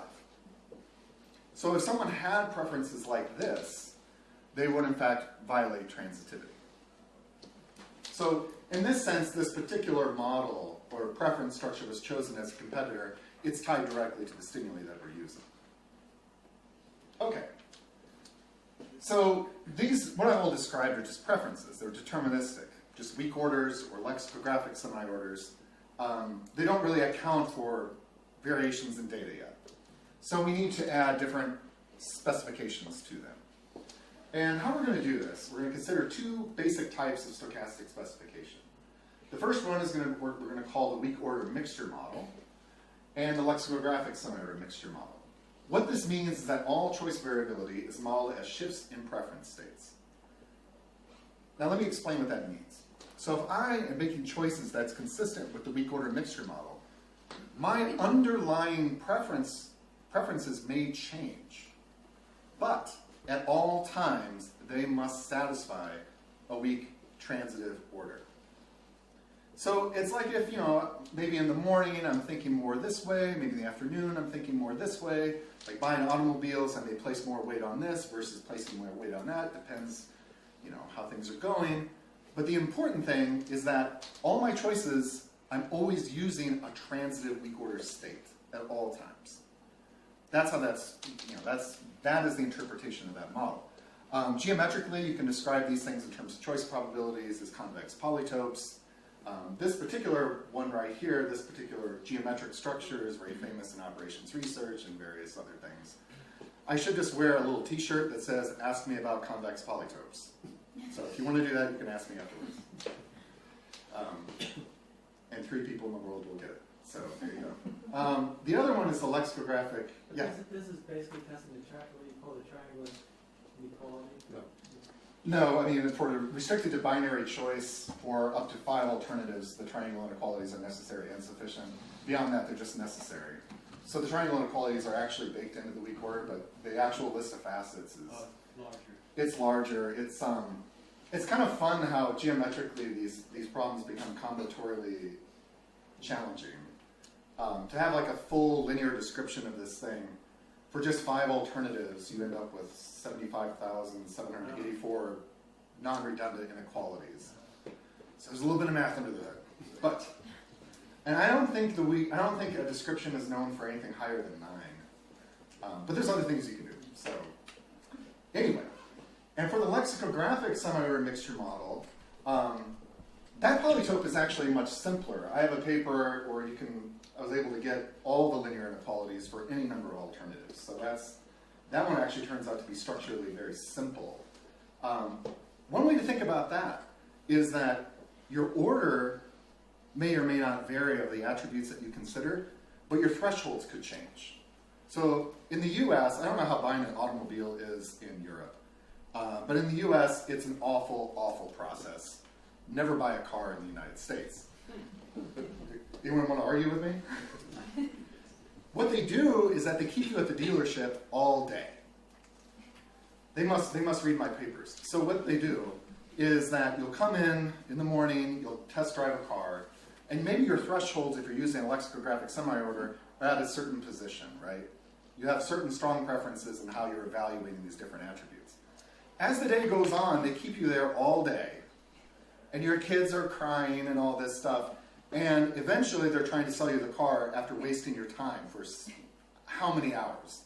And you can imagine that as the course of the day, you're getting tired.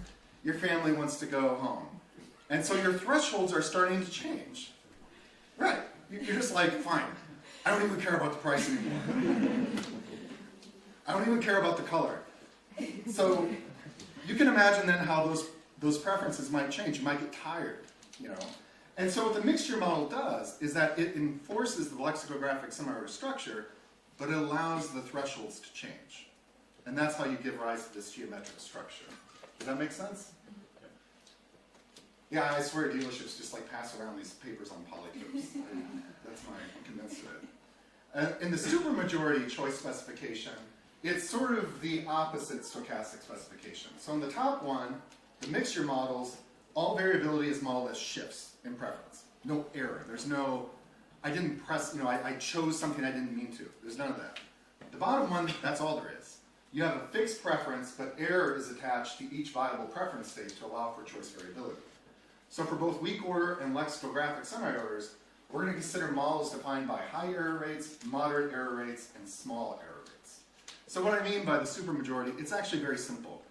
You have a fixed preference. That is not changing. And you'll have some fixed level of error or some bound on that error. And we just specify different levels of that variability. So someone who had a very small error rate for the supermajority choice specification, they're very consistent. There's not a lot of variability in what they choose. They're very consistent across choices, and so on. So those are the 2 classes of specifications that we're going to test. Now, what this allows us to do is that now, with how we've set this problem up, we can test specific hypotheses to these data. We can ask the question, are older adults more likely to utilize a lexicographic semi-order structure than a transitive structure? There's reasons to think that they might. Several other individuals in literature have argued that heuristics like the lexicographic semi-order are less cognitively demanding.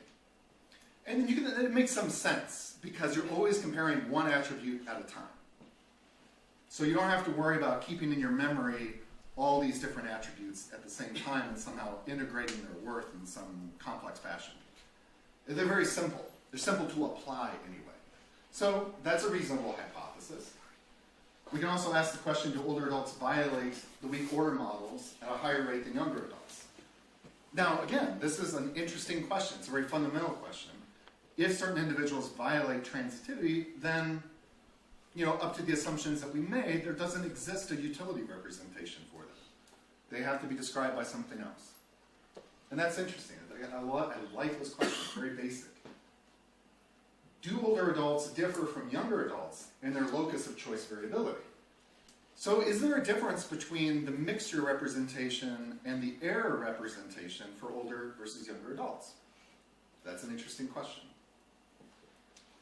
For single preference plus error specifications, are older adults more likely to be described by higher error rates? We can ask this question as well. So these are the 4 hypotheses that we're interested in digging into for these data. And again, they're pretty simple. What does their preference structure look like? Do they violate this basic axiom of rationality at a different rate than younger adults? And do they differ in their locus of choice variability? Are they more likely to use mixture versus majority specification?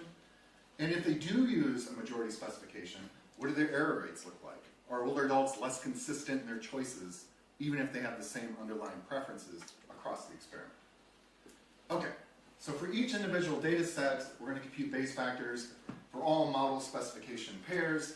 These Bayes factors are computed using an encompassing prior method with a likelihood formed by a product of multinomials. So I can translate that in pretty simple terms. We're going to assume a very, very, very simple statistical likelihood, simple multinomial distribution that will describe each individual's choices. That's going to be the generating distribution. The interesting thing comes about by using the geometry of the different axioms, the different specifications, to place constraints upon the parameter space of that likelihood. So if you think about the probability of someone choosing A over B and the probability of someone choosing B over C, those probability parameters are captured by the multinomial distributions, but then they are constrained by the linear inequality constraints for the various polytopes.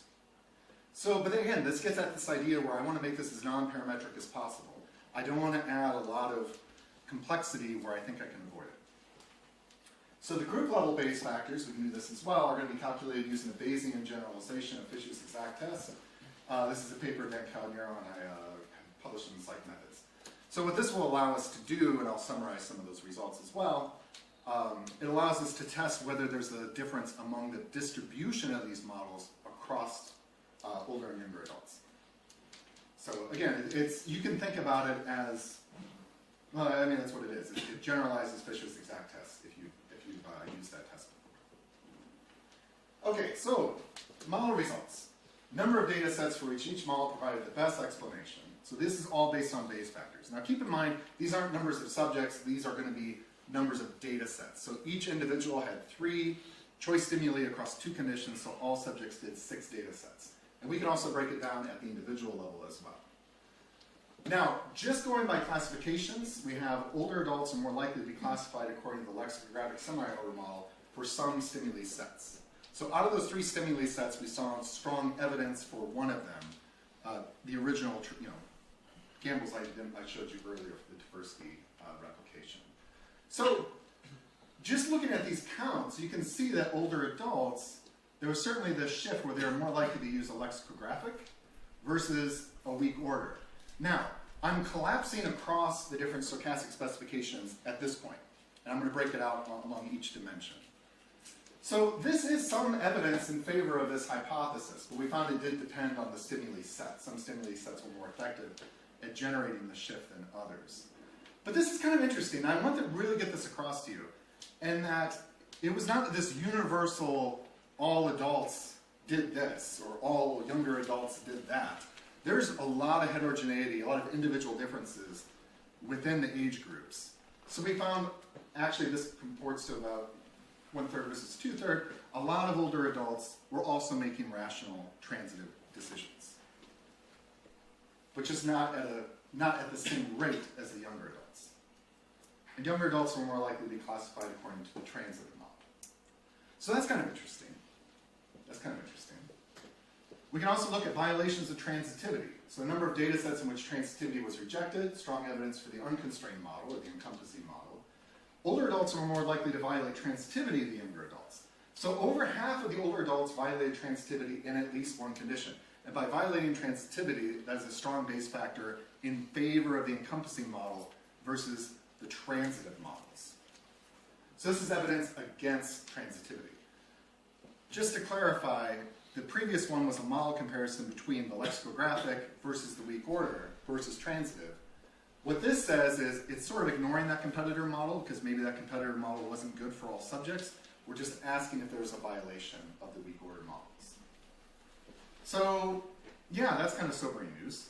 So for a lot of individuals, or a lot of adults, if you want to make a stronger statement about that, a utility representation could not exist for those individuals for these choices.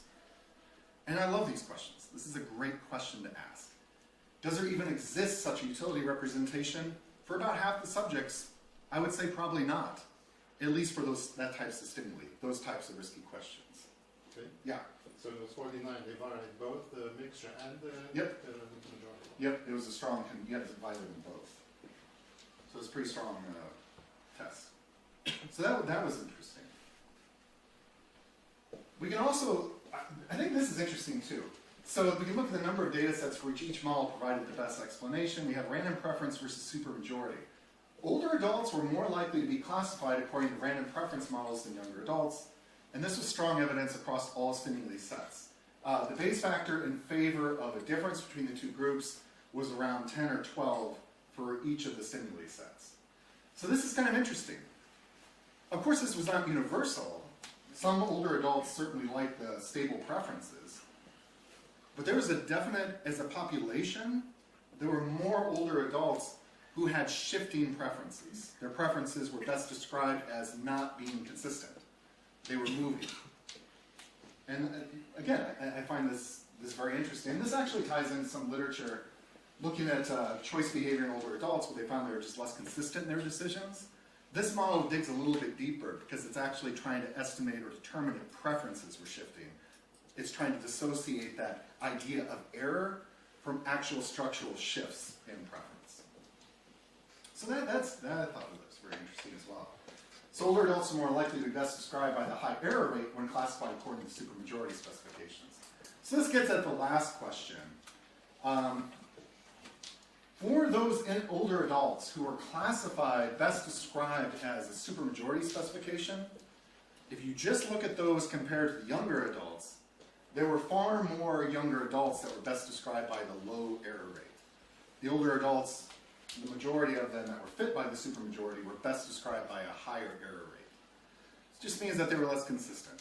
They had more error, even if they were best described as having stable fixed preferences. So that was kind of interesting. Now, that kind of sums up the different hypotheses that we had. You know, older adults were somewhat more likely to be classified as lexicographic. They were less consistent in their decisions, more likely to be described by preference shifts, higher error rates, and so on. But again, there was a lot of heterogeneity. Not all older adults did this. So kind of in keeping with the previous talk, there is a lot of heterogeneity. This is not an invariant property of growing old. And so this raises the question, if there are differences in cognitive functioning, at least with regard to preferences in this way, can we identify some of that? Can we start to try to link these axiomatic approaches to more neurological measures? And full disclosure, I am not a neuroscientist. At the end, I thank all of our co-authors, one of whom is a very good neuroscientist. So if you have any particular brain-like questions for me, the answers are going to be tough. So we ran a similar study with 40 older adults, aged 65 to 72, using similar experimental stimuli. There are a few modifications, but it's pretty similar. So for this sample, we obtained blood-based nutrient biomarker information. We got measures of cognition and intelligence. Not all this data is analyzed at this time, but what we did get, which I think is very interesting, is we got some resting state fMRI scans of each of these older adults. Now, this is kind of neat. So we brought in all these older adults, and they had these resting state fMRI scans done, And what this allows us to do is build statistical models of brain connectivity using correlational data from this fMRI, if you're not familiar with that. So let me explain what this means. So this is just a picture of a network. Using an fMRI scan, resting state connectivity scan, you build this huge correlation matrix of all the different areas in the brain, all the different voxels that were measured. And we were looking, initially at this stage, we were looking at the entire brain. Using that correlational information, you can use statistical modeling to build networks, connectivity networks. And they're just graphs. They could look something like this. Now, what this does is it tells you which areas basically light up with other areas and how everything's connected and correlated in that fashion. What we can do with this, and what's being done, this is definitely a pretty hot topic in neuroscience right now in the last 5 years, is we can try to measure the efficiency of this network using what are called small world measures. And this is an interesting question. Like, I'm sure we all sit around and think, just how efficiently wired is my brain? I would never do this because I don't want to know the answer to that. But we can think about it and applying what's called a small world propensity measure. And let me explain what this measure does. This is a unidimensional measure designed to measure the efficiency of a brain network. And in a nice, efficient brain network, there's going to be a balance between connectivity and shortest path to other neurons. Now, rather than throwing a whole bunch of math on the board to kind of show you how this measure works, I can explain it in pretty simple terms. This measure is going to basically balance two properties. You want your brain to be connected, right? If you had a whole bunch of nodes that weren't connected, that would be a problem.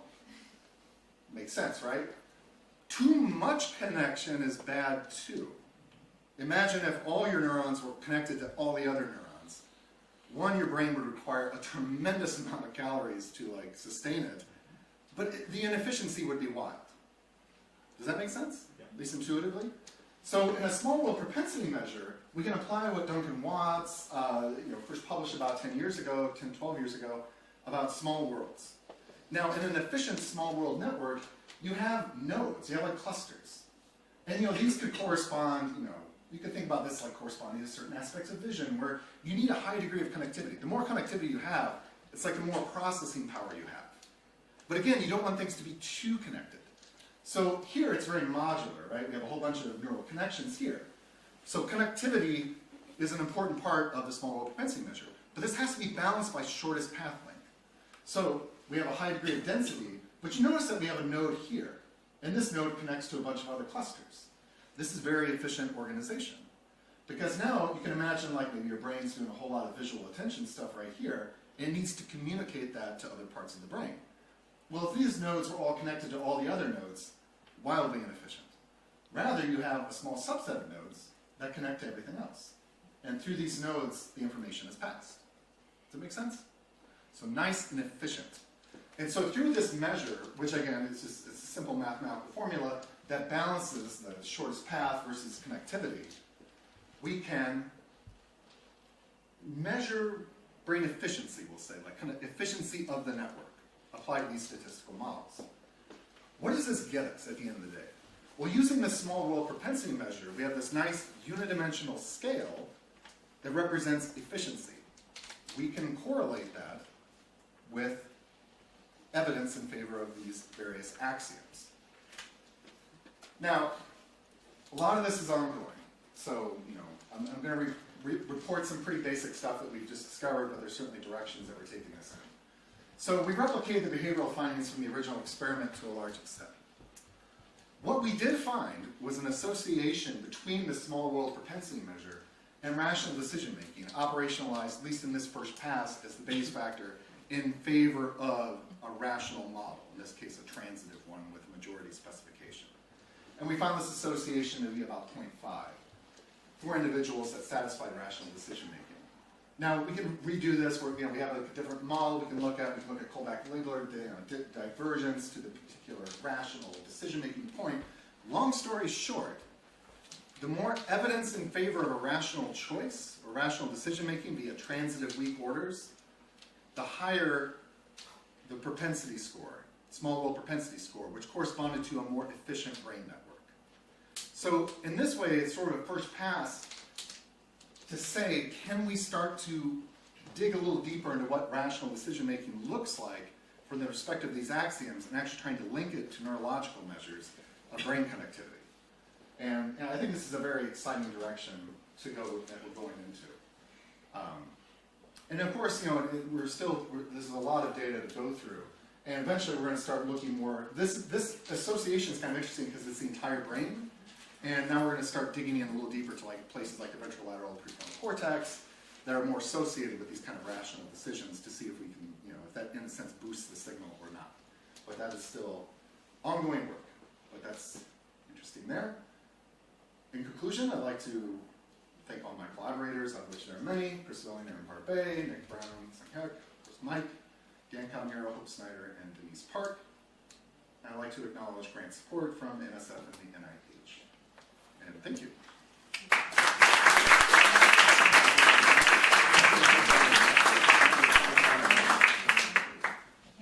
Thank you. It's time for questions.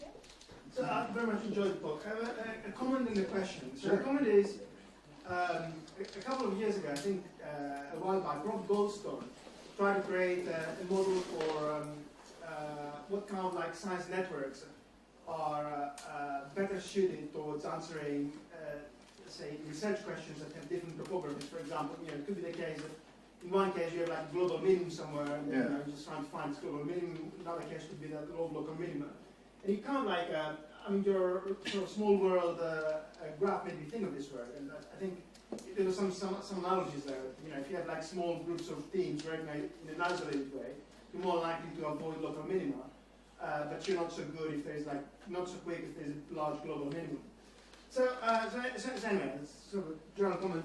Regarding the conclusion here, presumably this efficiency measure you derive, that's problem specific, right? I mean, for one problem, my brain could be very, very efficient, but for another problem, it could be very inefficient. So I guess that kind of, assuming that's true, that kind of makes it a bit harder to see a link between, say, a broader sense of rationality or competence and these connectivity measures. Okay, well, let me answer first. The connectivity measure, the resting state fMRI, that was done without any stimuli. So that is just the person at rest. Task irrelevant. Yeah, the small world propensity measure applied to the networks. And the networks were estimated, just the older adults were just lying in the scanner, just rest, just not doing anything. Yeah, but that's still, this question is still relevant. Yeah. Why should that resting state be used to predict these choices, which is a different network for making decisions? Right. So this is just like a whole brain scan, just trying to understand. I think it's going to be far more interesting when we dig into areas of the brain associated, like the ventrolateral prefrontal cortex. But why resting state? Yeah, that's what they did. I mean, maybe adults are more efficient at daydreaming, or young people are more. I guess it is a question of what resting state indicates. Yeah, I think those are that's a very valid point. In this sense, it's something that I think a lot of neuroscientists are using just to try to build a model of a brain just as is, not in use, or not in heavy use. Daydreaming could be called. Could be daydreaming. You think about it, just lying in a scanner for however long, not doing anything. You're thinking about something. Different parts of the brain are really active when you're in this kind of resting state. I forget which part of the brain it is. I'm not a neuroscientist, but anyway, there is a certain kind of brain activity in certain regions of the brain in the resting state, and then that turns off when you're in because you're in an internal state in a resting state. Yeah. So there's a certain part of the brain is really active when you're in an internal state. But then when you're exposed to external information, that resting state location is deactivated, and now you're focused more on the outside world. And I can't remember the part of the brain, but Yeah. so it could make a big difference. I totally agree. I think that's definitely a valid point. But this was just kind of a first pass to try to link this up. But yeah, I totally agree. So this is not about activation, it's about functional networks, right? Yeah, It's not about... Well, but the functional network is coming from the activation. it's coming. Yeah, but that's how you build it. So I think it's a very valid point. So I think that just points to more future work that we could do in trying to also do scans while they're actually doing the task. And then see how it lines up. More relevant connectivity measures. So you're doing a task, and you're asking how efficient is the connectivity for these tasks. Yeah. Yeah, this is very much a global, those the limitations aside, this is very much just a global sense of, you have this individual, how efficient is their entire brain structured? And I agree that, like, you can imagine certain tasks that you've done a lot. Your network or your activation network would look very different versus tasks that, you don't. So, I mean, I think this all points to more work that we need to do. Just a question. Yeah. I have seen that you have measured education and intelligence subjects, but have you ever thought to measure the emotional parameters of the subjects? Because if you change the emotionality of the subjects, possibly the efficiency of the network is going to change. Yeah. And possibly you're going to find more co-relationships with that emotional parameters than cognitive and training parameters. I think so. Because in my modest opinion, emotions is the best mechanism to optimize the brain function. So I think you have lost that approach. Right. I think this is interesting for you to explore it. That'd be great. Hey, it'd be great too if you could send me some papers on how to measure some of these emotional factors. Yeah, I think that'd be very interesting. Yeah, cool. Thank you.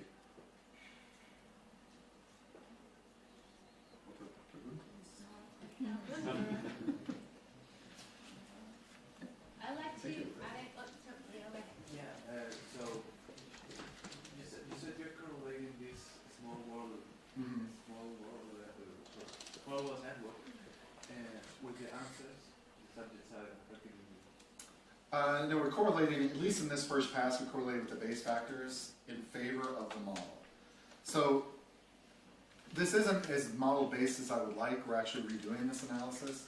Part of the problem is that we're correlating the small world propensity measure with degree of belief in terms of the model. So evidence in favor of the transitive model. Equivalently, what we could do, and what we're working on doing, is defining a simple statistical measure about the divergence from their responses to the rational choice, the nearest deterministic rational choice, and that's also correlating with the small world propensity measure. So we're working on, I think, a more sophisticated way to do this. But the evidence is really what it boils down to when you dig into the actual data.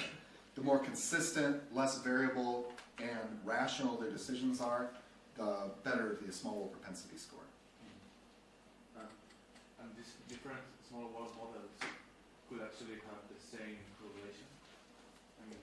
I mean, you can have different small world models with different theories behind and have the same correlation. Right. So you could. So this only speaks to the overall global efficiency of the network. But you're exactly right. There's an equivalence class of structures that would yield the same small world propensity score. So yeah, I think that's a great point. This doesn't say this particular part of the brain is more efficient than this part of the brain. It's very much a holistic perspective. And that's why we want to dig into specific regions like ventrolateral, PFC, and say, how does that network, what does the network look like at that level when you compute small world propensity measure? So yeah, thank you. Yeah, if there are no more questions, I'll just like to comment on something. I'd like to go back to your point because I actually think it's quite important. I would understand that measure as a kind of baseline, but the problem is, as Jerome pointed out, that in resting state, the brain is working differently. So you cannot think of that as a baseline, and now on top of that, we add different activities, different tasks, and we measure how that changes. The problem is that I really don't know how that can relate to what's going on when you're actually making decisions. So I will be very interested in seeing how all this turns out and the final result of everything. Me too. But that's an excellent point. Yeah, that's exactly this. Yeah. I mean, that's like believing in introspection, right? So you can't control what they are doing. So you have to believe them. So what people in the older methods of introspection. So basically, doing a task is then related to some perceptual input. This makes a difference. So when I'm just there resting, I can do whatever I want to do. I'm not telling anyone I'm right? So this is not like a baseline. This is something, what I'm telling you, and you have to believe me as in introspection, then I'm not doing anything. So it's useless. And then all these things are related, in particular, to visual perception. One should get a display and so on and so forth. And then just think about this, how much is it related to that? Some input from the senses rather than whatever you think about this, right? So because this just can move it up. Yeah, it's true. I mean, it's a big problem. And I don't believe in these things for higher cognitive parts because you can just mess around. I mean, you really have to believe in this. And then we are back in the 19th century. Yes, I started reflections. Yes, I would like to add. I think when we rest in not doing nothing, our brain tends to work to solve the unsolved problems we have, mainly emotional problems. In that sense, some of the tortures it has been private, sensory private, sensory deprivation. Yes, has been used like tortures because you are fighting with yourself when you are completely deprived from external stimuli. In that sense, I think it's very interesting to explore the emotional approach because you're going to find interesting things there. No. And I responded as well as you. These same thoughts have crossed my mind as well. And like I said, I'm not a neuroscientist. I mean, that's clear. That's cool. What I would say is that a lot of these are empirical questions as well, and I'm not up on the latest on how predictive resting state connectivity is with within-person measures of other tasks. So to me, this is, and honestly, I'm not up on that literature, although I'm sure it's happening. So I mean, I'm sure other people are asking these very same questions, like resting state connectivity scans and the resulting networks that are estimated from them. It's happening all over the place. And we can certainly ask the same questions. I've thought the very same criticisms. But it's an empirical question whether you could take the same individual, have them run through tasks, and you can ask about the stability of that estimated network. I mean, that's presumably testable. So it's one thing to say, well, we don't know what they were thinking about. We told them just hang out in this giant electrical magnet and try not to think about anything.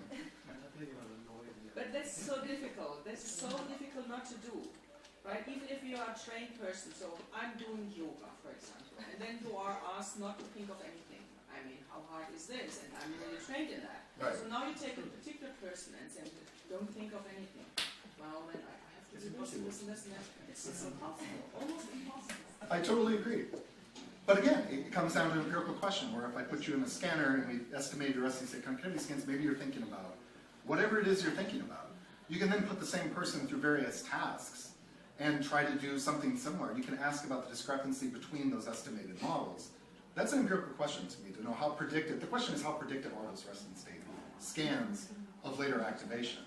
And I know there's a literature on this. I'm not up on this literature. A lot of this is me hanging on to our neuroscientist on the team, Aaron. So, but I guess that's my answer for you, is that presumably these are questions people are looking at. But I acknowledge that, this is the limit, this is the limitation. Yeah. So in the 22nd century, they laugh at these people as we do this from some science done in the 19th century and say, oh, how stupid could I be just to believe in this one?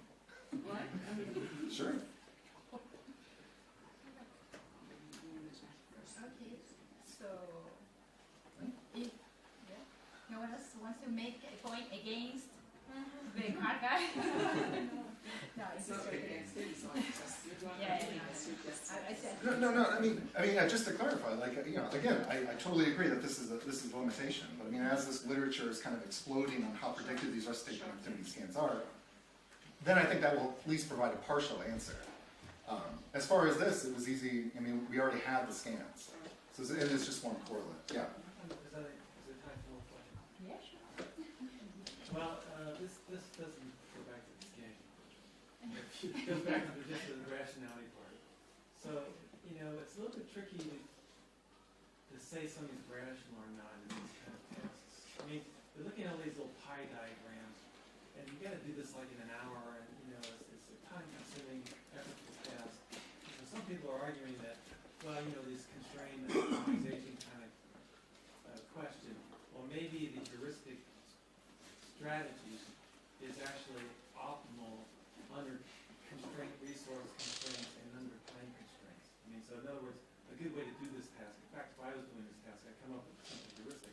I wouldn't be like deliberating, trying to pull out my utilities really carefully. It's like, let's get through this really quickly. Let's just figure out a simple rule, and that may be a rational thing to do in your experiment when I've got other things to do, or I don't want to spend a lot of effort in this task. So I'm just questioning the rationality. Sure. Maybe something's rational if they use their heuristic strategy. Well, sure. I mean, that's a question of. So, to answer your question in a couple ways. So, on the one hand, we try to make these questions worth something to the individual. By usually, like you'll play a randomly selected game at the end that you chose for real money, some sort of incentivization process. And other stuff in my lab, like we're definitely trying to move away from simple binary gambles to stimuli that are a little bit more interesting and impactful to people. We have one paper we just wrote up where we looked at we had a student and a colleague applied the same sort of rational tests to sexual decision-making gambles, where they use like these normed stimuli that were normed for attractiveness on this scale. And so then the question was, who would you rather have a single encounter of unprotected sex with, this individual or this individual? And there were associated probabilities of contracting an STI, a sexually transmitted infection. And so they were a little more ambiguous stimuli. And I thought it was, and the subject sure enjoyed playing this game. But we actually found that individuals that we could get to violate rationality in these other tests, almost universally all of them satisfied weak order. And when we dug into their actual preferences, there was a tremendous amount of heterogeneity, where a few people were looking at just attractiveness, some people were looking at just the risk of an STI. But others seem to be actually trying to weigh the alternatives in some compensatory fashion. So, I agree, a lot of this, you're doing when you're doing a laboratory experiment, you're always limited by what stimuli you have. But I'm very interested in how can we start moving beyond binary gambles for these kinds of questions, and how general can we ask these things? Yeah. So going back to your study, I was wondering, is average reward controlled for the different options? You were basically looking at transitivity, whether transitivity holds. But I was wondering whether, if you look at the optimal choice is the one that provides the larger average reward. If you multiply probability times reward. So is this the same for the different options, or we can look at that? What happens? What would older adults be less or more ideal than younger adults? We looked at that question. The three stimuli sets, I didn't go into all the details. The first set, expected value increases with probability. So as you were saying, if you were just worried about maximizing expected return, you'd select the one with a higher probability. We had another case where expected values were held constant. So to, in a sense, control for that. We had another one where they were just variable. There's no monotonic relationship. And we saw similar results across the three. But yeah, that's definitely something to keep in mind. Yeah, thank you. Anything else? Right. So, thank you. Thank you.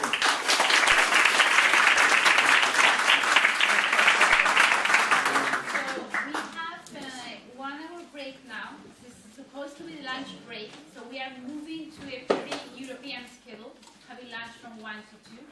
And we'll be back at 2 for the afternoon session that will take place from 2 to 4. Okay, so see you in an hour. Los que quieran los créditos, entrar a la página de abajo. Hay una por cada vez que tengáis que entrar. O sea, es una distinta.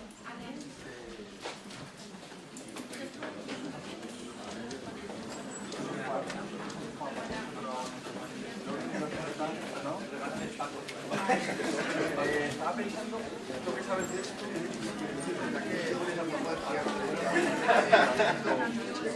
Estoy con los traficantes. Bueno,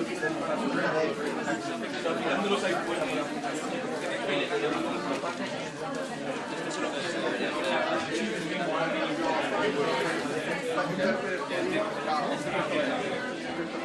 es bueno, porque estos derechos de una manera parece Sí, yo pretendo comer, la verdad. ¿Pero en la cafetería? Aunque se me queda muy bien.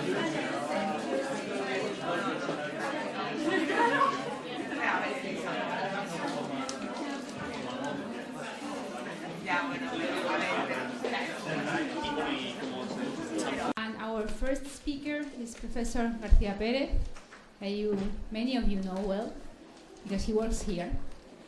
He received his PhD in psychology from Universidad Complutense, where he is currently professor in the methodology department, I'm going to say. And he has spent leaves of absence at Virginia Tech and at the Scapens Eye Research Institute, Harvard Medical School, where he's a visiting scholar since 2001.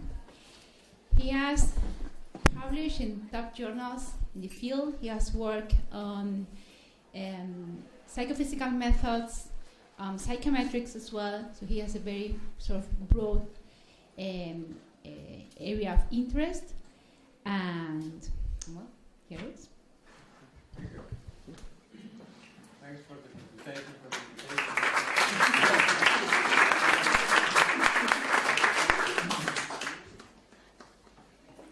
Thanks for coming. The work I'm going to describe was done, much of it was done with one of our hosts, Rocío. And we've been doing empirical and theoretical psychophysics for a number of years.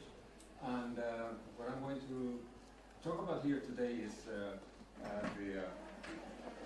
most recent results in the area and our current view on the influence of decisional processes in psychophysical data.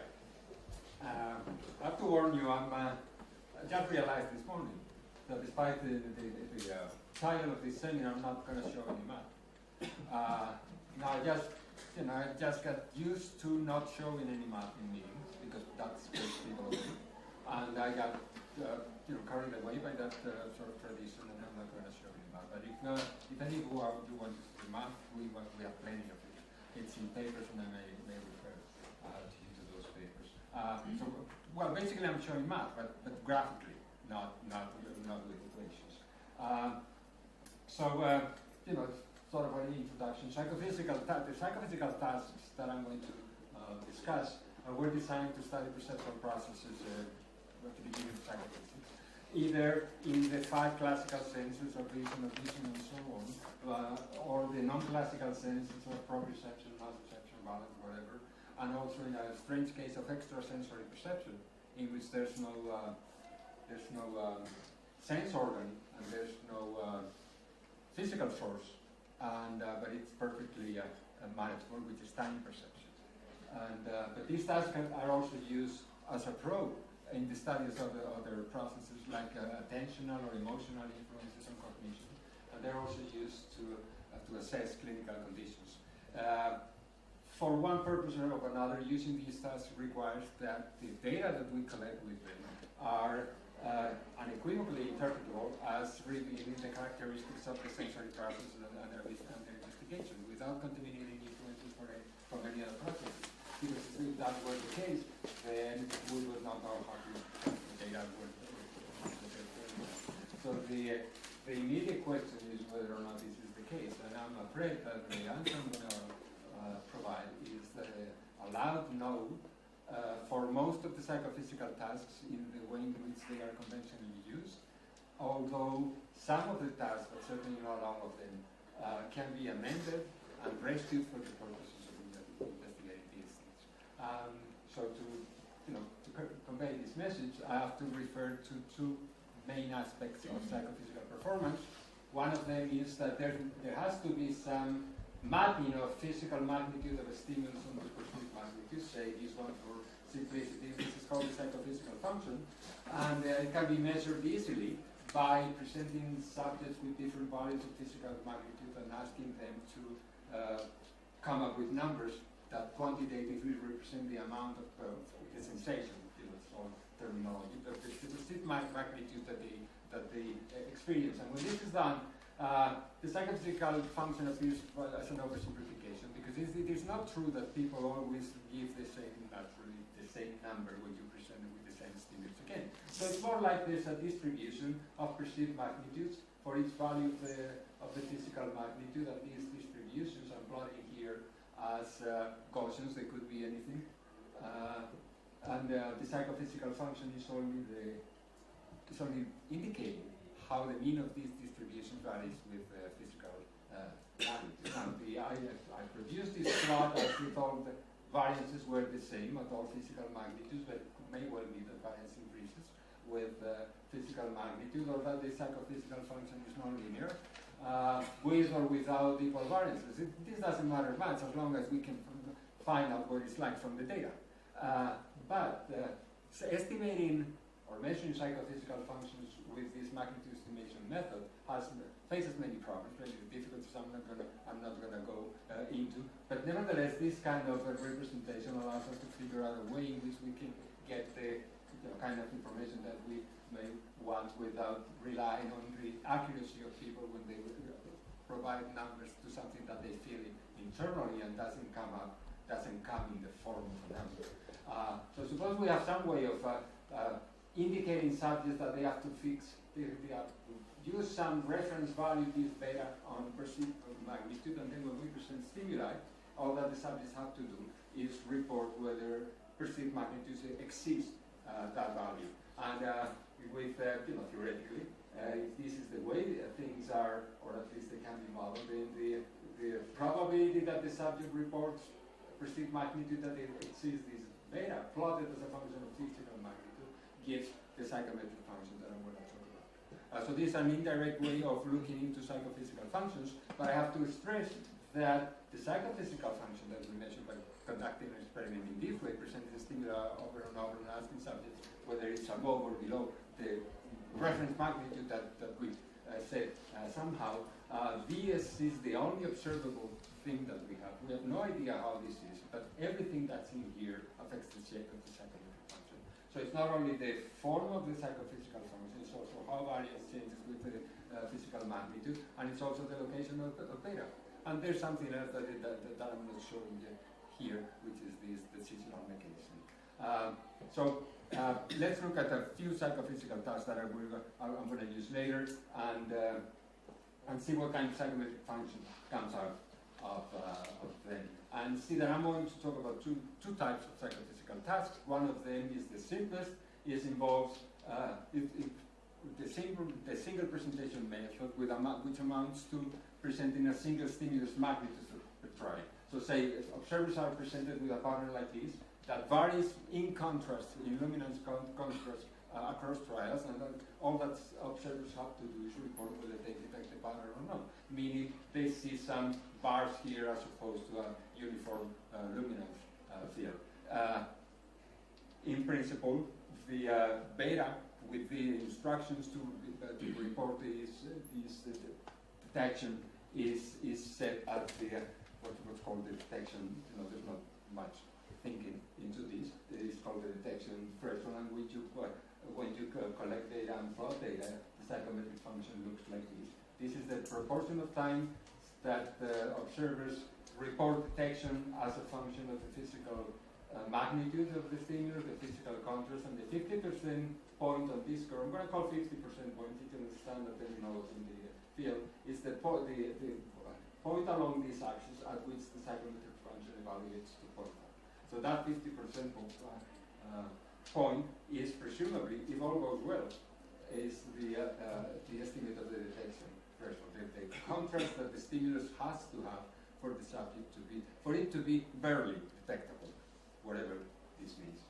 Now, in another variant of this single presentation method, there would be presenting this used to estimate spatial bisection. So observers are presented with a vertical bar somewhere along the length of a horizontal line, and observers have to report whether that bar is on the left or on the right.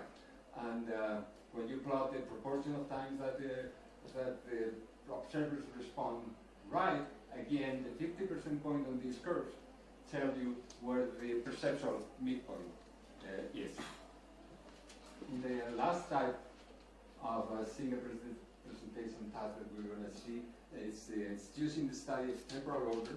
So here, two stimuli presented tiny touch, say one on the left of a monitor and one on the right, and they're presented with some delay.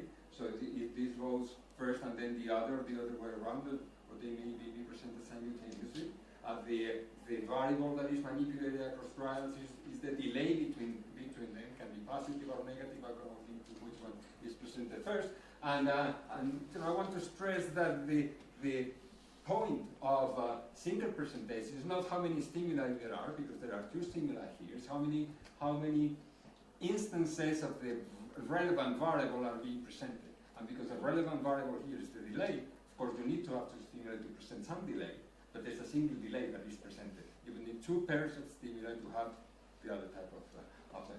Again, when you plot the proportion of times that the subject gives his response or the other, first on the right or first on the left, the psychometric function, come out about this way. We're seeing two psychometric functions here because, well, we're actually seeing one and an upside down flip version of itself.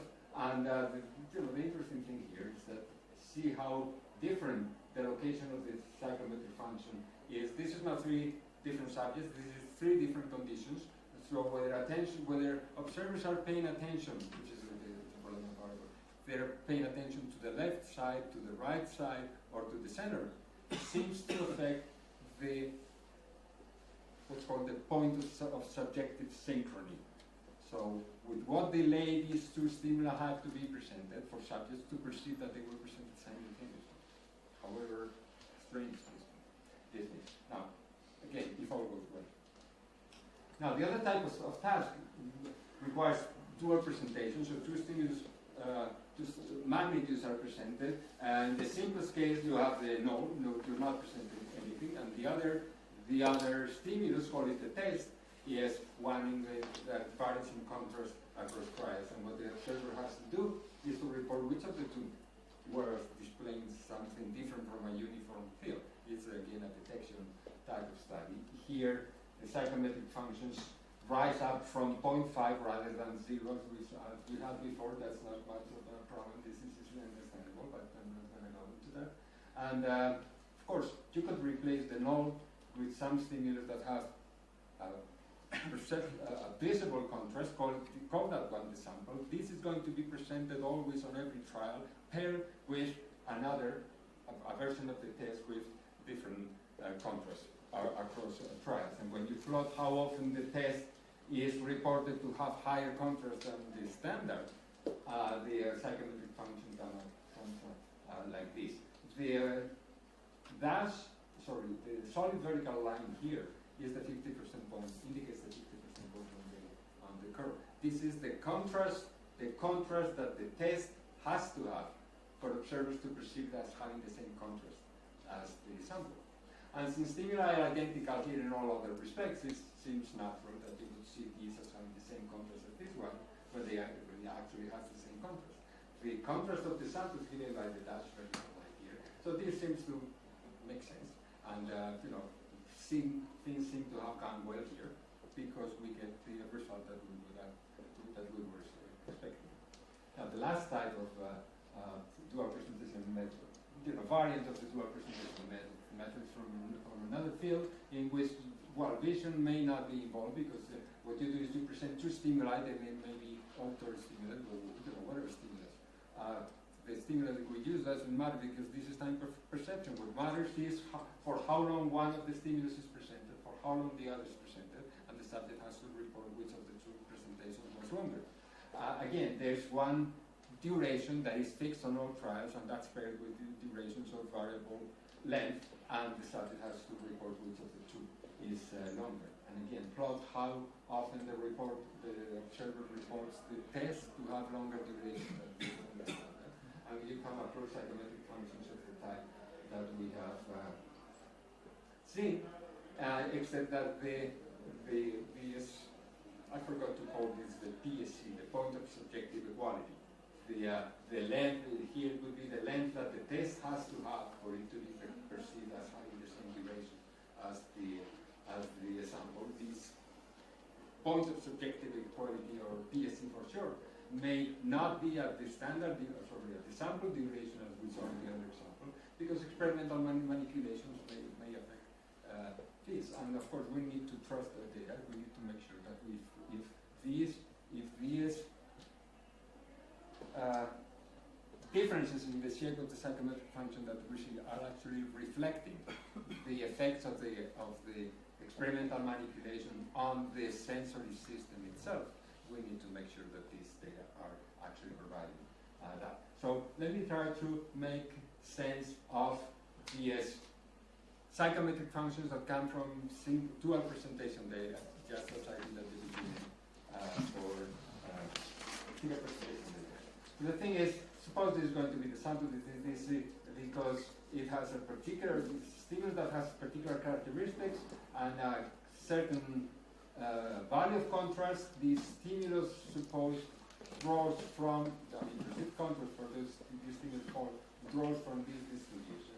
But because this has a particular contrast, say this is the sample that I'm going to use using in this dual presentation method. The other stimulus, there's no reason that the other stimulus has to be the same type as the sample. So the test may have a different spatial frequency like this one here. And I chose this sample because we know that the perceived contrast of stimulus varies with spatial frequency. So if we pair these stimulus that will give rise to perceived contrast from this distribution with a stimulus, a test stimulus of this other spatial frequency and an arbitrary physical contrast, this surely draws from another set of psychophysics, from another set of distribution from a different psychophysical function. Well, what this shows here is that the sample stimulus with some physical contrast and the test stimulus with the same physical contrast have different distributions of perceived contrast. And this type of studies are carried out to find out the PSC that I mentioned before, what stimulus, what contrast the test stimulus has to have for it to be perceived as having the same contrast as the other. So, well, if we have access to this, this is it. So this would be the physical contrast that we have to place on the test stimulus for it to have the same perceived contrast as the sample. Now, we need a way of figuring this out without knowledge of this, because we never have access to this, and this is where our analysis of the psychophysical tasks comes in, because we need a justification for whichever way we are going to interpret the psychometric functions in this respect. So what the subject gets is two instances of these two stimuli, and they have to report which of the two has higher contrast. So it makes sense that they would use the perceived difference between the two to determine how they're going to respond. So we need, rather than the axis of perceived contrast that I use for the single presentation method, these decisions based on another axis, which is the perceived difference. Each of these distributions here is the difference between one of these distributions and the distribution for the sample, because it is the perceived difference between the test and sample. And I'm assuming that it's computed that way. Subjects can compute it any way they want, and that doesn't really make any difference. But if you compute it this way, then beta, the criterion, will be placed at 0, such that when the perceived difference is positive, observers will respond that the test is higher, and when it's negative, they will respond that the test is lower, and this will give rise to the psychometric function because the probabilities here are given by the iris marked in gray there. And interestingly, if all of this goes this way, the 50% point on the psychometric function is actually at the PS, is indicating the PSC that we were after. It's that value that we would have found here had we had the knowledge of all of this, so we wouldn't have to dirty our hands collecting data. Of course, there's a maximum here. Suppose that the test, rather than being a different type of stimulus, the test is a stimulus with the same spatial frequency as the other. So now the test doesn't draw from this psychophysical function, but rather from that one. And this point of subjective equality, if we look at this, going to be at the same contrast as the sample. And when I recompute these functions and the probabilities and everything, then we find that this point of subjective equality is at the sample complex. This is what we would expect. When we know this in advance, it's easy to check out whether the data are telling you what was there to know. But when psychophysical functions for test and sample are different, or you suspect they're different, but you don't know how different they are, then you're in the hands of this procedure in that you have to trust whatever it tells you. Like we have here. There's no other way in which you can find out whether this is the case or not. So anyway, we have here the justification for the interpretation of psychophysical psychometric functions and relating them to the psychophysical functions, and which is actually what we're, in a sense, interested in. However, when you look at data shows peculiarities, display peculiarities that are inconsistent with all that I'm saying. So this means that there has to be something missing here, and probably it's something important that should make us think about how we interpret data.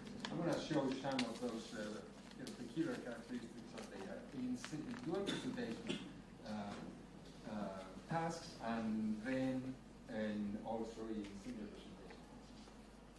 So the first examples from a discrimination experiment, like the one that I suggested earlier. You have a sample with a fixed contrast displayed with tests of different contrast. Subject has to report which of the two are. And when you plot the data, they look, at the first sight, they look the way you expect them to be, because, test and sample are the same type of stimulus, so the PSC has to be at the contrast of the sample. And if you're satisfied with this, then you go on. But a little more about the logistics of doing this. Typically, when you present to students, you have to find some way of presenting the two of them, either simultaneously in two spatial positions like I have here, or one first and then the other. And subjects have to sort of sense each of them separately. Now, good practice dictates that if you use this spatial arrangement, the test is presented above half of the times and below the other half. And if you present them sequentially, the test is presented first half of the time and second the other half. So actually, and then, of course, for some reason, all these subsets of trials that you have with the test first and with the test second are put together to estimate the proportion of times that people report the test to be high in contrast, and then psychometric functions fitted and so on. But nothing prevents you from looking at the data from the separate presentation orders. So you have the subset of trials in which the test was first, the subset in which it was second. This is a full, well, it's half the size of the ensemble. But this is, you have enough trials here to fit the psychometric function and the same thing on the other side. And when you do that, then, well, if you expected the PSC to be where you saw it before, by how much depends on the width of the interval of uncertainty, but that I'm not going to go into that. So these are the two signatures that we need to look for in the data to be able to interpret psychometric function. One is the signature of perceptual effects, which comes in the form of an axis of bilateral symmetry that is away from the standard level, and the other is the signature of decisional bias, which is a psychometric function for different presentation orders per company. They're pushed away in different directions. And they occur independently from one another, and they can be easily used to identify whether or not their psychophysical function for testing standard differ in cases where it matters. I'm going to show you, or I would have wanted to show you two examples of this. One is from a study on anisoconia. Anisoconia is a condition by which perceived size differs between the atoms. So, close one eye, this looks larger than if you look with the other. Now, all of us have some of these. As we grow older, we have more and more, particularly if you have glasses and different prescriptions in each of the eyes. If you have categories, certainly you have a lot of these. But nevertheless, it's important to figure out whether the psychophysical function that governs the mapping of physical size onto perceived size with this size the same as is with the other. This is a clinical application. It's something that has to be tested in practice because it's something to do with people who have this condition. And this is a stimulus that is useful for this purpose. So this requires that people wear goggles with a green filter in front of one eye and a red filter in front of the other. So one of these semicircles goes in one eye and the other goes in the other. And now we have two semicircles in through each of the eyes for the person behind to compare them as the size. So what people have to do is report whether they see the two semicircles with the same size or not. And if they don't, which one they see with a larger size. So it's the 3 response format again. For the whole picture, the red was in this case, could have been any other way. The red is the standard, is the one that stays the same always, and the green is the test whose size varies from smaller than the red to larger than the red. And the green could be on the right and the red on the left, as I'm showing here, or the other way around. We have the 2 presentation positions, and then we collected the data, we took note of everything that's needed to fit psychometric functions to the data into viewing conditions. One is the free viewing mode, so the stimulus comes on, the subject is allowed to scan the stimulus for as long as they want, and then you respond. And the short presentation mode, in which they only see the yellow background and all the fusion locks that are needed there, and then they get a warning, the stimulus is flashed, and it goes away. And that's all the time question. People have to judge whether the sizes were the same. I'm not going to go deep into this, but I'm only going to point out the evidence of these signatures that I mentioned. See here someone with a little anisoconia. The test has to be, this is increment size, so how much larger the test has to be. And if it has to be a little larger, this means that we have some kind of anisoconia here. And then we see the evidence of decisional bias is that the psychometric functions for the 2 presentation arrangement are occupying different positions. And now, interestingly, this is the same person in the free viewing mode. And with free viewing mode, there's no sign of anisoconia, there's no sign of decisional bias. Psychometric functions for the 2 presentation positions are superimposed, and their axis of bilateral symmetry is at 0. Now, this is not surprising. This is expected to be the case. But see another one here in which there's a lot of decisional bias, so much so that you would think these 2 sets of psychometric functions belong to different people. With no anisoconia because the axis of bilateral symmetry. Okay, I'm going to skip the next example. This is the one I like most. Sorry. And I'm going to jump onto my, I have more stuff to I really didn't think I was going to have time to. But then when I jump on to my conclusions, which comes in the form of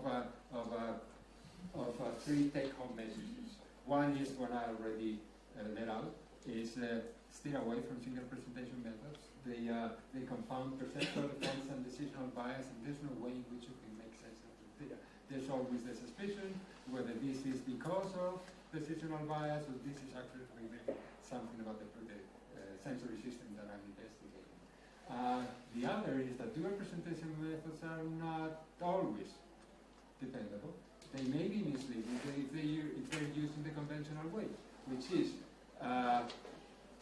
use the binary response format to ask subjects which one is higher, and don't allow them to say, they look alike to me. If you don't allow that, this is going to cause problems. And if on top of that, the data from the 2 orders of presentation are put together to estimate the psychometric function, that makes things even worse. So this form of use is misleading. And the dual presentation methods are only dependable when they're used the way I described. They're administered with the 3 response format, well, same different format could be used also. And it's followed, by an oxymoronic joint analysis of separate data, according to presentation order or procedure. And this is the way in which you can identify in the data the signatures that I mentioned before now. Of course, the thing is how difficult is this to do, how it is to replace my old habits in dealing with this data. And there's one part that's very easy.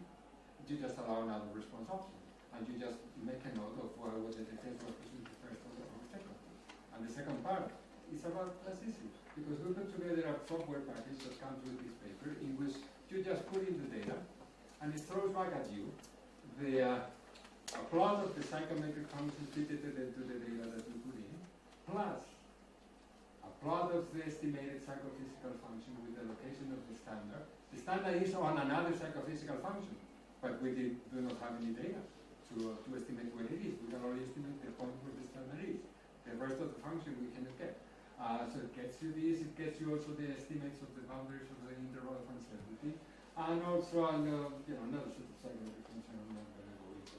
Now, if you think this is overdoing things, in that we're putting in, how many parameters do we need to fit 6 psychometric functions?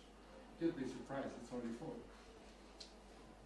The 4 parameters are, well, in this case, this alpha is not a parameter. The software cannot prevent its estimation, but any value you put in alpha is going to produce the same curve because it doesn't play any role here. When it is discrimination, for texture input. So, but for this particular case, we have beta, this beta, which is one of the parameters of the psychophysical function, the location of the standard, and these 2 boundaries of the decision of the interval of uncertainty. So all 6 functions are nicely describing or going where the data are with only 4 parameters. Now, why that happens, I'm not going to go into. I should have stopped long ago, but get carried away. Thanks, and I'm ready for questions in case we have time for questions.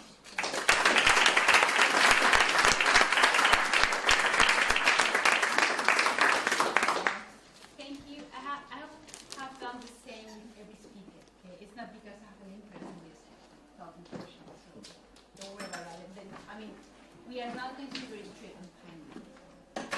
Anyway, there's time for one quick question. A couple of questions. Yes.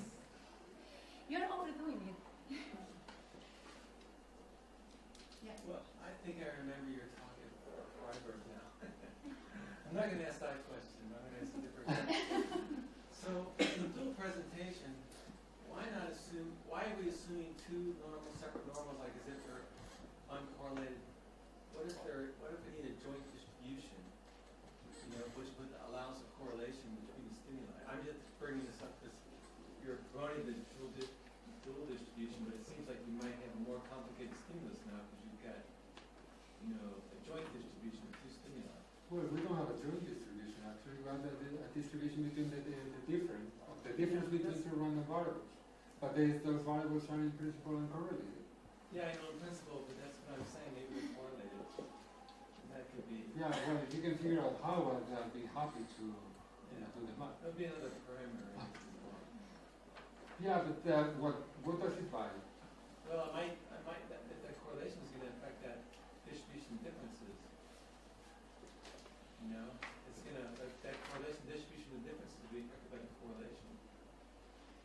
Yeah, but I cannot think of a two-dimensional joint space where you would that distribution would sit, right? Because you're talking about distribution of sensory effects of different tests. Yeah, like the test and the standard. The test and the standard. So the test would be one axis, and the standard would be another, and you have a joint distribution. Now, there's only one thing similar to that I can think of that actually came up in one of our studies, and it is when the stimulus that is presented second may be affected. The perception of the stimulus presented second may be affected by the stimulus presented first. So think of these contrast discrimination studies. If you present that high contrast stimulus first and then only allow 300 milliseconds before the second presentation, you're going to carry an after image from this one, so there's going to be sensitization, and then you will have to have into account what was the contrast of the first stimulus, because it's going to affect the perceived contrast from the second. And in that case, you have a point. Now, for many other situations, I'm not that sure that one stimulus is going to affect the other in a way that you have to consider some correlation. You know, my friend Jim Townsend, he works with the general recognition model. So he would, there's like some perceptual dependence in the problem. Well, just a thought. Thanks. May I add something? I'm going to sort of make a point against us, actually, this time. But links to some of the question that Michelle asked, something you mentioned this morning. We are making assumptions, a lot of assumptions here. We actually depend on those assumptions. Most of them are reasonable. We think they are reasonable, but if they are not satisfied, we run into problems. One of the core assumptions here is independence. It's true that there can be some sensory dependencies across different stimuli in the sense Miguel just said. I mean, if the interest in trial is very short, there can be sort of after effect. We have a way around that because that doesn't require to add another dimension. You can simply think in terms of that the sensory stimulation that you are receiving does not correspond to the physical. So the psychophysical function changes. Yeah, but you still need just one psychophysical function and psychophysical function, the same thing. The other problem is trickier. The problem of having dependencies across in terms of decision is that you remember what you've been. I mean, I don't know whether you've been a subject or a participant in one of these experiments, but it's incredibly boring. So after 30 trials, you've been there pressing a key and saying first, second, I don't care. I don't care. And sometimes you're sort of tempted to say, okay, it's been first like 3 times in a row, maybe you have to say second. And that is a problem. That is a problem. Yeah, So that's another. Yeah. So we think we have, this is a huge step, I think, but it's not, everything's not solved. No, I mean, it's really beautiful work. It's spurring my thinking about alternate models.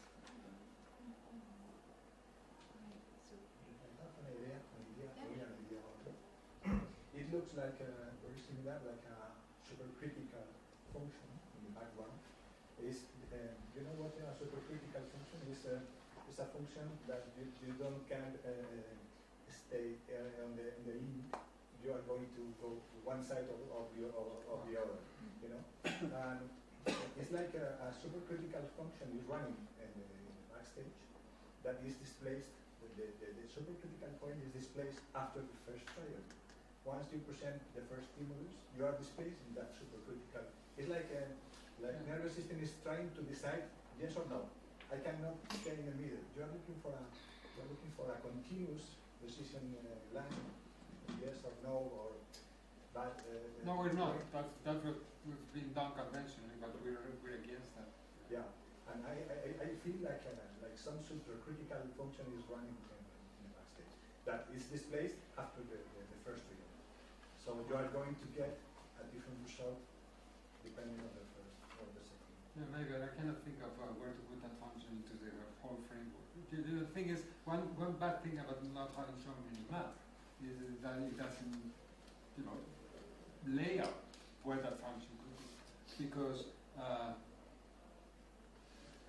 all that we make is assumptions about the form of psychophysical function, but that it can change. You could use any mathematical form that you want, and any form of the distribution of the sensory effects, and then one-dimensional decision space. That's the other thing with two boundaries. Well, there are cases in which we have 5, but I didn't mention any of those. So I'm not sure where that function could go into these, what process, sensory decision response, what type of process that function would represent, other than helping fit the data a little better. I can't think of a place for that. But I'm not saying that there's no place for it. It's something that I can do. Thanks. Any other question? I just wondered, I think it's really interesting work, but I wonder, like, do you have any ideas or speculation about the reason or sources of the bias, the decision? Maybe like some is from fatigue or not interested in the experiments as participants, or maybe the carryover effects from the previous trials and so on. I guess what are the reasons for the bias? Yeah, I mean, we have ideas. We haven't tested them yet, but there's ways you could test this. And one, the easiest ways to deliver the message, suppose in these attentional studies in which you focus whether the thing is coming up here or there. And so if you focus too much there, probably your, say, resolution on that side, if this is the positive side, your resolution there is better than it's on the other side that you're not paying any attention to. Even if only because you're seeing that out in the periphery of your eye, where the grain of the visual system is lower also. So if you, by focusing on this side rather than the other, or you're presented with two stimuli, and then you decide that you're going to look hard to see if this one is larger, the second is larger, and if the second is not larger, then you're going to see it. So you focus on this one, and then you have a better resolution at this end, but then you leave unattended the other, and that may bring this side of the interval of uncertainty closer to 0, while this is going to go further up. We have not tested this yet, but we know how to test it, and we'll see. Okay, so thank you. Thank you.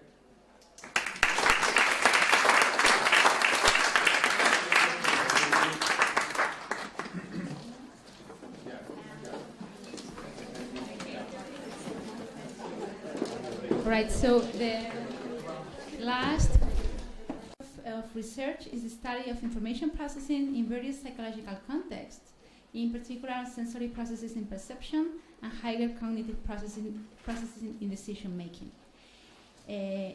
She has done both, developed theories and models, and also testing them empirically. Another area of her research focuses on multisensory interaction, that is the interaction of different modalities, vision, audition, and touch, in space and time. This research is inspired by neurophysiological data as well.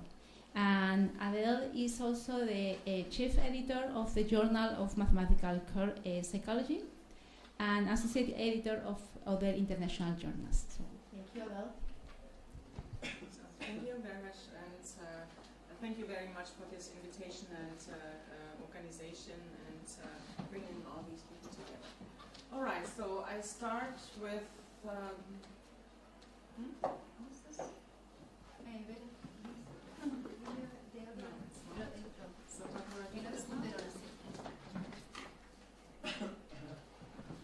Oh, okay. So this one here is good. All right. Okay, so this is my motivation for that one, and it's inspired by neurosciences. And typically, we do neuroscientists take paradigms from psychology, or often do that. However, this is the other way around. So I just use a paradigm that was proposed by Terry Stanford and Emilio Salinas. And so they wanted to do, so this is monkey data here, and so they wanted to know what the perceptual decision-making process, or the time for perceptual decision-making is, and they figured out that it's 30 milliseconds, less than 30 milliseconds, and it was published in Nature Neuroscience. So before I go in that research, I'm simply start with, okay, that's what I'm going to do here. So I wanted, it's the other one. So I want to do, or show you the paradigm, so which is very crucial here. So you start with a fixation point, and the fixation point gives you a color that you should later or keep in mind. Okay, so this is then we have in the next stage here. Gosh, no, I don't get this. Where's the pointer? At the top, at the top. The top? No, You may want to try this one. but you're using the center. No, it's not. So I'm just mixed up with this one. I should have brought my own. Anyway, so this is here. This is it starts here. So with the fixation, keep in mind, here are placeholders so that the monkey knows to look left or right, keeping in mind the color. So then there is a go signal, still having this in place, so the target disappears, or the color of the target disappears. And then from here on, the monkey is supposed to make a saccade without knowing anything. So it's instructed after the go signal, make a left or right saccade. And this, then the next is the cue. So this one here is now showing two different colors, having the green in mind. So green is correct, and the monkey is supposed to look at the green dot. So what is crucial is here the time between the go signal and the actual color of the cue. Try this one. This is really annoying, so I have to say this. Anyway. Okay, so this is then okay, so this is then the according. So what is behind? So this is very crucial to have that in mind. So that the first stage of the experiment is that the monkey initiates a response but does not know where to. So it's basically random. So what is the idea behind the compelled saccade task? So this is separating perceptual decision making and motor planning stages by always instructing the participant when to go. So that's a problem. So when we model decision making, then we have record manual decision times or saccadic ones. It's often not just the decision, or it's never only the decision, but it is of course all the responses or decoding time, motor responses, everything together that has nothing to do with the decision, and they want to separate this.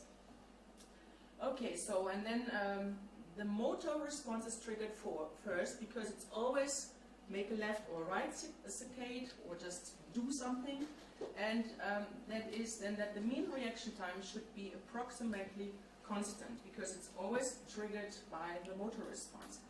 And then the perceptual performance is expected to change systematically as the function of get, but the motor should not. The motor performance should not. So we did replicate not the entire, of course we can't have single cell recordings with humans, but the behavioral part we have done with humans. And Terry sent me the data from two monkeys here. So we have them, and then we replicated the basic ideas of or the setup with 8 participants. And talking of individual differences, I typically cluster the people according to the choice frequency so that we can have different subclusters. Otherwise, you can just have individual data or individual participants. However, this is a very, very time-consuming experiment, so that is also maybe feasible to put data together. So we measure saccadic onset times, and they are recorded with an equipment that allows us to have 1 millisecond accuracy. So here's the data. So these are the data for monkeys. You see, they have thousands and thousands of trials here. That's easy to do with monkeys, of course. And here we have 3 different groups according to a clustering procedure. So here in group 2 are participants, in the remaining one are 3. So what you can see here, so they have the function from almost perfect to chance as a function of the gap time. And so they look similar, so that is actually approaching chance, and this monkey not. And our participants are very different, not very different, but So one is more accurate, and here is going or similar like this one here, but shifted, and that is the third group is less accurate, but moving up to chance. So here we have the coding reaction times here, and you can see that these are here more or less the same, so they increase a little bit as a function of time of the get time, but they are more or less constant, except for the first one and the correct one. Okay, so here are the distributions for all the groups here, and you can see, so this is here the first group, second, third, these are the monkeys, and you can see, so they have different bumps here in their in the distribution, and so that is also going to be modeled then. So let's just go first to the model they have. So they did all kinds of things, as I said, and we did this, but they also proposed a model. So they have what they called an accelerated race to threshold model, and this is an example of 5 trials. So the gray shades here are the gap time. So the first here is the go signal, here is the go signal, and here is the saccade, so the time when the saccade is made. And the idea is, so at the very beginning, so there is some fixed time just to get the eyes going, and then there is then the gap time where no information is there, so the eyes are moved to the right or to the left side, so this is then in green and red here. And so the idea of the model is that we have 2 competing variables, to the left and to the right, and they represent the mean activity of neurons that trigger eye movement to the left and to the right side. So then there is a threshold, you see this one here. So this is the idea that the one that reaches the threshold first initiates the response. So the one reaching a certain fixed threshold is then basically the winner of the trial, and then determines the direction of the saccade, left or right. So then this here is basically done in a fixed deterministic way. I come in a second, or I can already say so. So these rates here, these are called rates. They stem from a bivariate normal distribution with a condition that one is larger than the other. And then, when the target comes in, there is a little delay to switch to a different stage of the processing, so it's also done into processes, and this is random. So this little delay is random, so, and this short delay is then a random component in this. So then, so that is what I just said, so this is the 2 stages, and one in which no cue is there, so it's just the go signal, the eyes are moving either to the right or to the left, and then the cue comes in, and then it is going really to the right or to the left. And as you can see, depending on the gap here, so this is a very short one and this is a long one, so the process of moving to the boundary is already very forward or large or very late in this process, so that in switching to the other side might be not possible anymore. Okay, so this is then this information built then up at a certain rate, so what you can see as the lines here, and this little wiggling is that there is a delay, for example here, which might be random, but in principle this is a constant across or within one trial. So, and then the information comes, the cue information comes, and this is the target is on the right in this example here, and so this is then again constant. So the rate to go to the other side is constant, and it's either steeper or more shallow. Okay, so let's just see what kind of parameters they have. So these are 3 parameters and they are fixed. So we have a bivariate normal distribution for the build-up rates for the right and left movement. So, and then these are constants within a trial, and according to their notation, it's just showing that this is the constant across time. Okay, so then but they are correlated, and as I said, so the condition is so some should be higher than the other one. So then we have, and the blue ones here are in the first stage. Then we have a mean of a normal distribution for halting the integration. That means the short delay after the target comes on. And then we have, I don't know a better word for this, this is a direction changer. It's not really clear in this paper what they do. So they say, so this is simply, as you can see, it's in one direction, and that might be then subtracted or added to that in the remaining time for it. So, and this is, these are two more parameters here. So we have one for the target and one for the distractor here, and then the time, the tau is the time to reach the final value of it. So it's either going up to the boundary or to the other side. So then they include a small error probability here, and just to fit the data. And then we have non-decision time. This is very typical in this field here. So where we have afferent and efferent information or processing, and that's all put together. And then we have, these are all free parameters, and then we have fixed one. So this is the decision boundary that's simply set, 2000 seconds in this example, and we have then milliseconds in this example, or units in this example, and then we have the variability of the afferent delay. So that is between these two stages.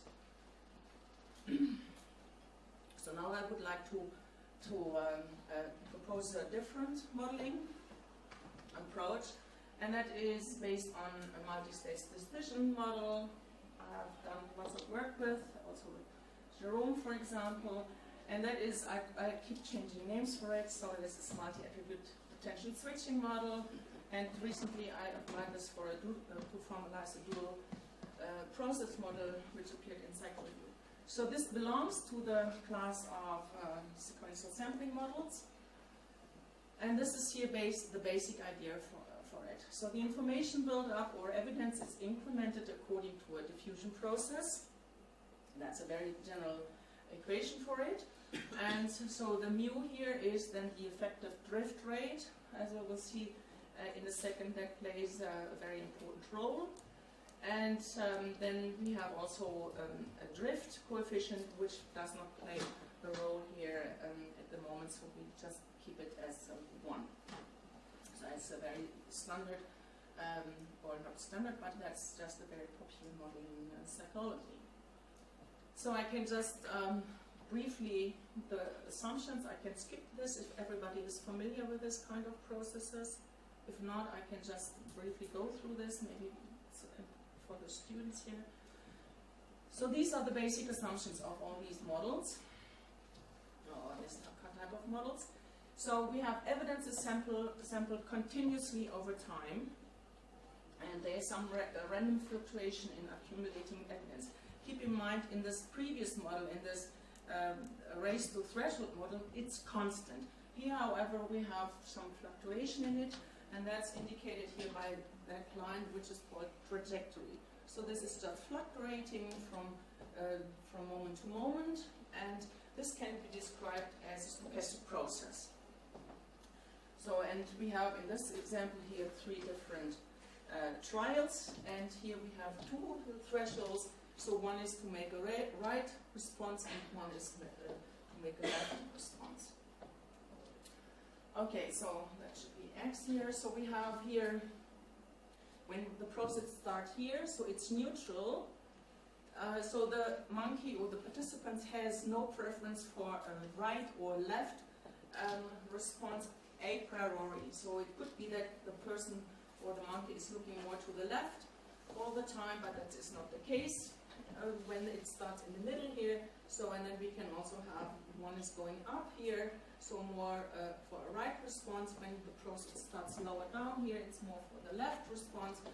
This can be a fixed position here or a random distribution. It is simply building or accounting for a priori bias.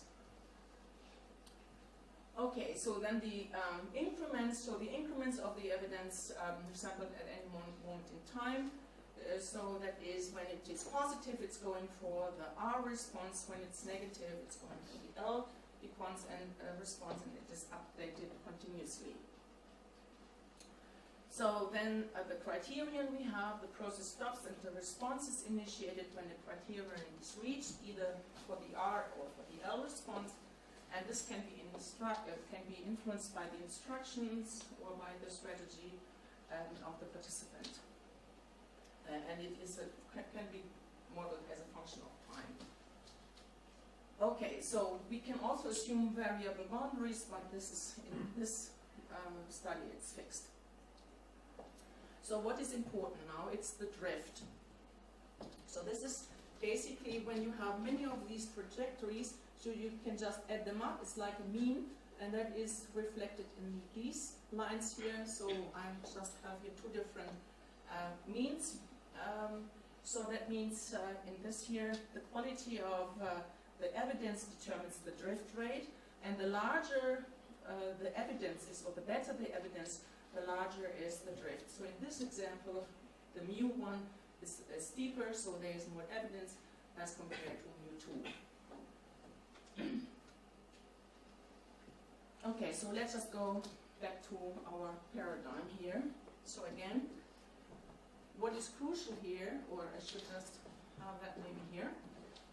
So at this moment in time, the participant has no idea where to look. So it is random.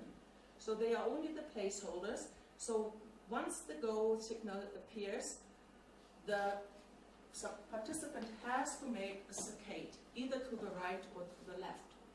So now after n milliseconds gap time, the target appears. So the Q of it, so that means in this example, green was the correct target color, and so now the participant is supposed to look at that dot.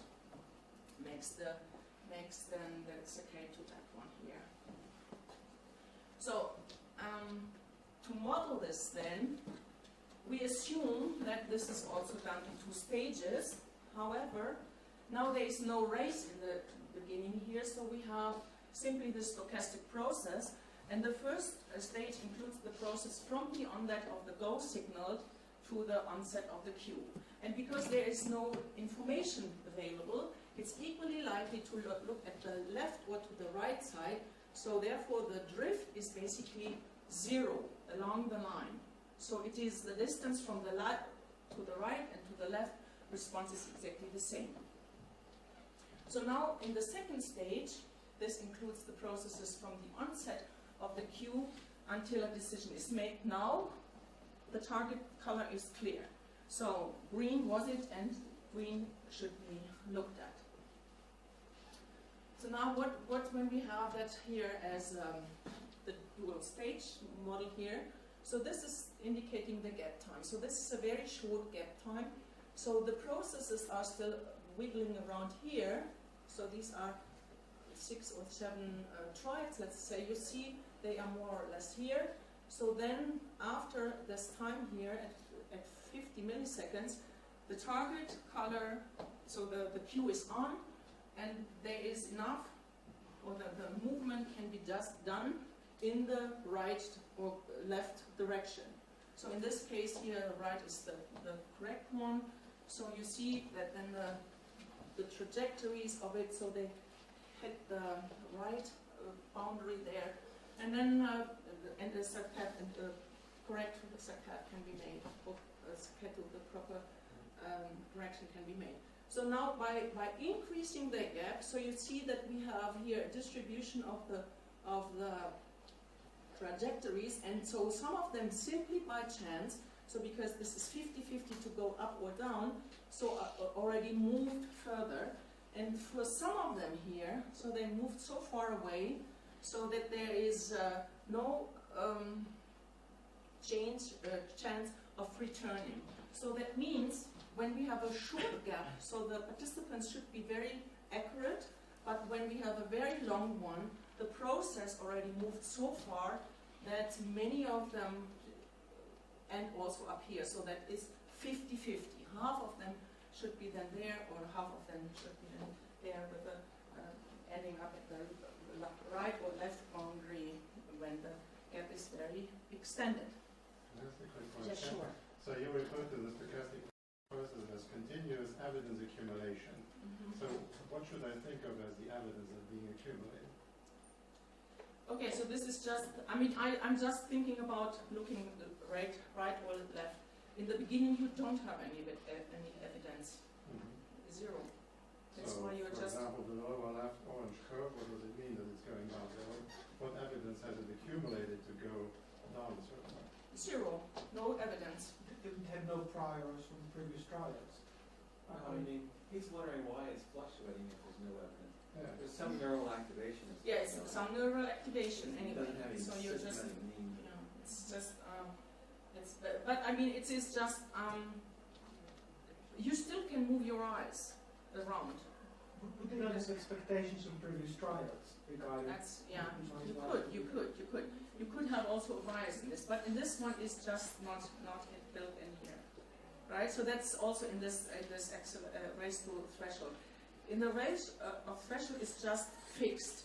You just move up to one part, two of the same time at the same time, left and right, and which is faster is simply a matter of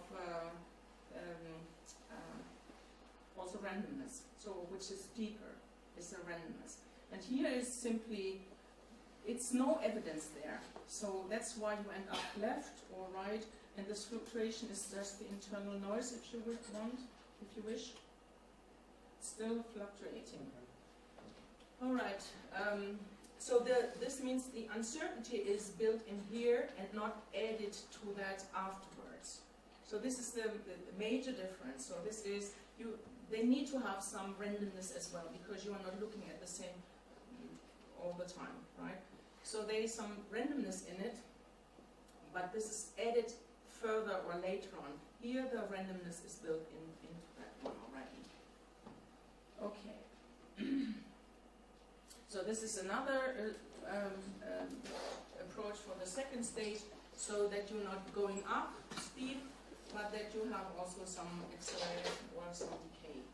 So that is, for example, here. So you can do that here in the very first stage is the same, so there is no evidence, so basically it's just random where you move up, and then you can simply, so have less, or it's just some leaking basically, if you wish, so that's going up here, and that's even accelerating.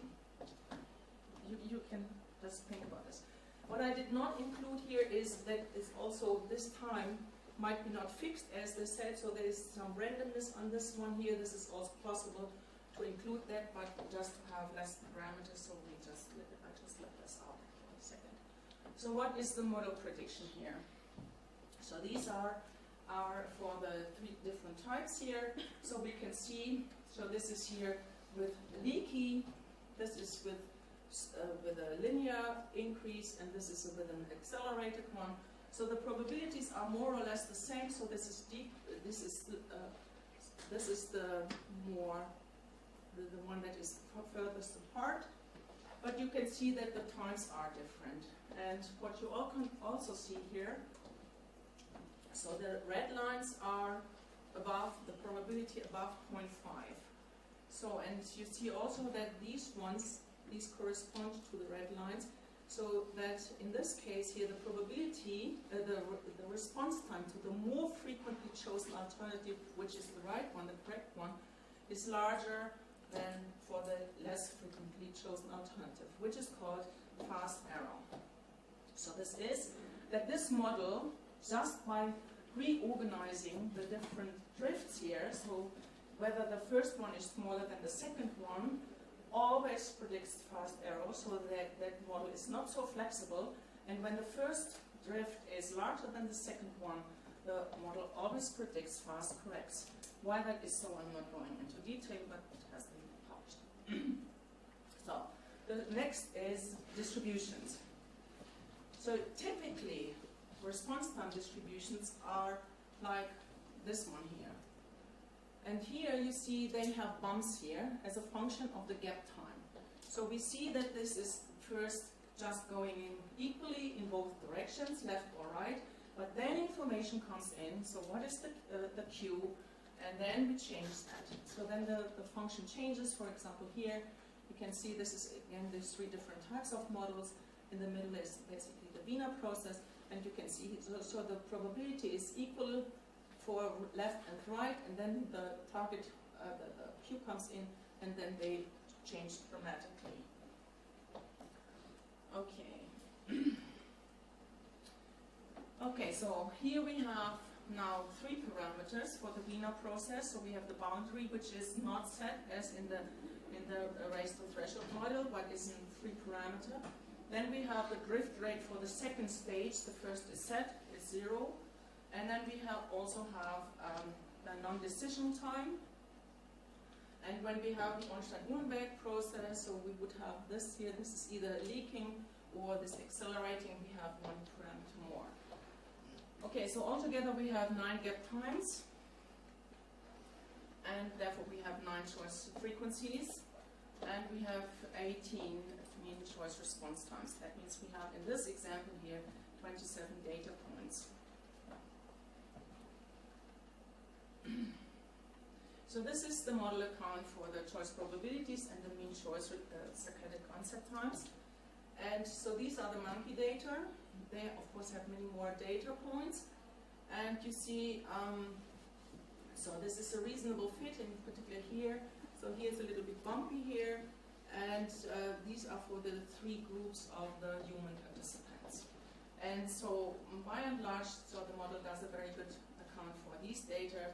So it can explain that or produce this pattern by simply 3 different or 4 different parameters. Okay. Okay, so these are the parameter values. So all the models were done. So with or the 2 different kinds of models. So we have the first row always gives the Wiener process, and this one with decay or acceleration. And so these are then the comparison values, so which one does best. So the first are the 3 groups, the human groups, then G is a monkey and S is also a monkey. So you see that the model, so in 4 out of 5 cases, so the one with decay or acceleration did best, and for the first group, the simple Wiener process gave the best account. Okay, so what is interesting is so that the monkey data are different in terms of whether they are accelerating or slowing down as compared to the human data. However, the range of it is very similar. It's very similar or comparable to the humans and to the monkey data. Okay, so what about predicting the probability distribution? So now I took exactly these parameters and did not estimate any new ones and just checked and keep in mind, so the data are only estimated, the parameters are only estimated from choice probabilities and mean response time. So variability does not play a role here or was not included. And these are here the prediction of and predicting then the distributions. And here the dashed lines are the predictions, and the other ones are the observed data, smooth and according to a certain procedure.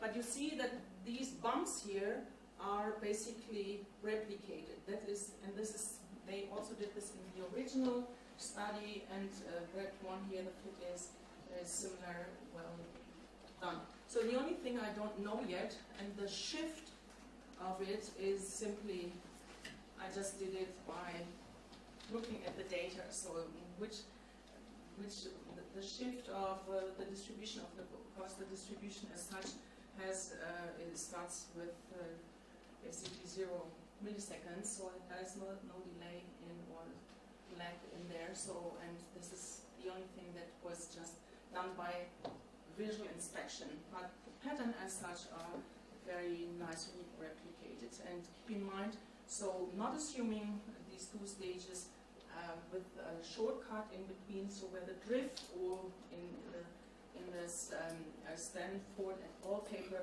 the rate changes, there is no chance to get these different shapes of the distributions here. Okay, so I'm already done. Very good.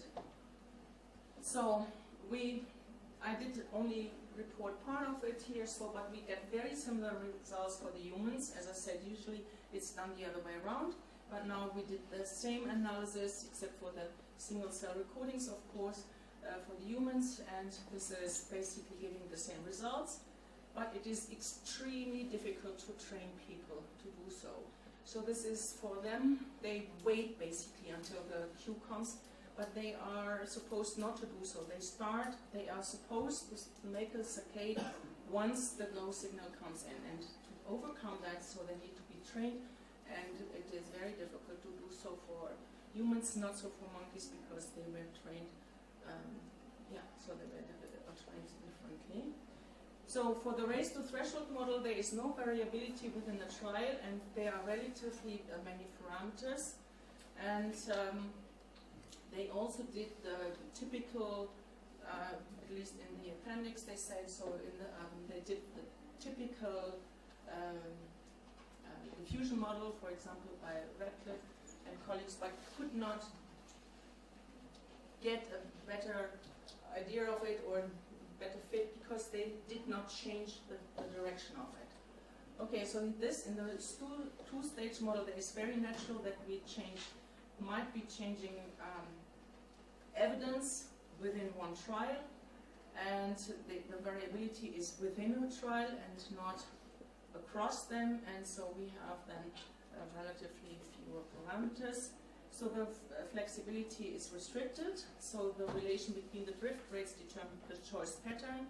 In the race to threshold model, it's not clear, there are no predictions, that is just fitting the data to the model, and from that one here, we think that this is a reasonable data account. And that's already what I have to say here, and thank you.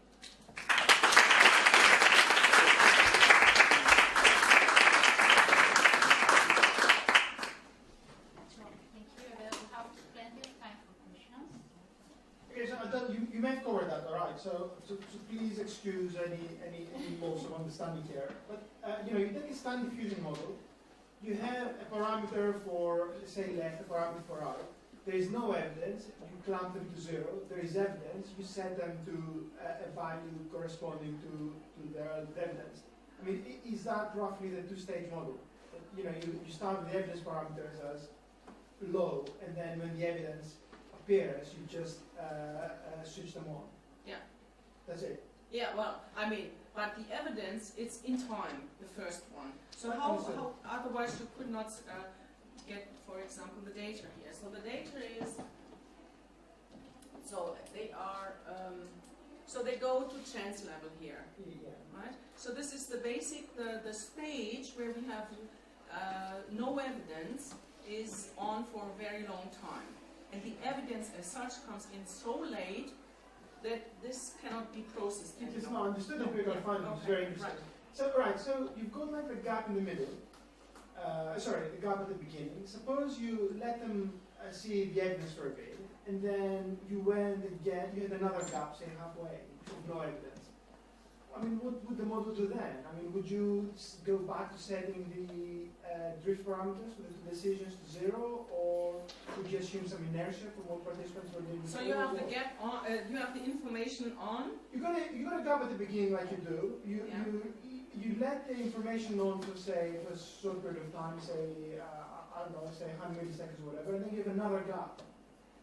How would you just kind of like get the parameters for left and right again to 0, or would you assume the model just continues its accumulation No, I mean when you have, so let's just say you have positive information at the beginning, that's what you say, and then you switch it off. Okay, so for this one here, the drift would be just either constant on 0, it's like a bias in the starting position, or it could go down. So it radically changes direction. Within the tribe. Yeah, within a tribe. And that's not possible with the standard, because this is non-time homogeneous, so you change direction within a tribe. With a standard, with all the diffusion models, everybody does, it's fixed. Once you go up, you go up. Once you go down, you go down.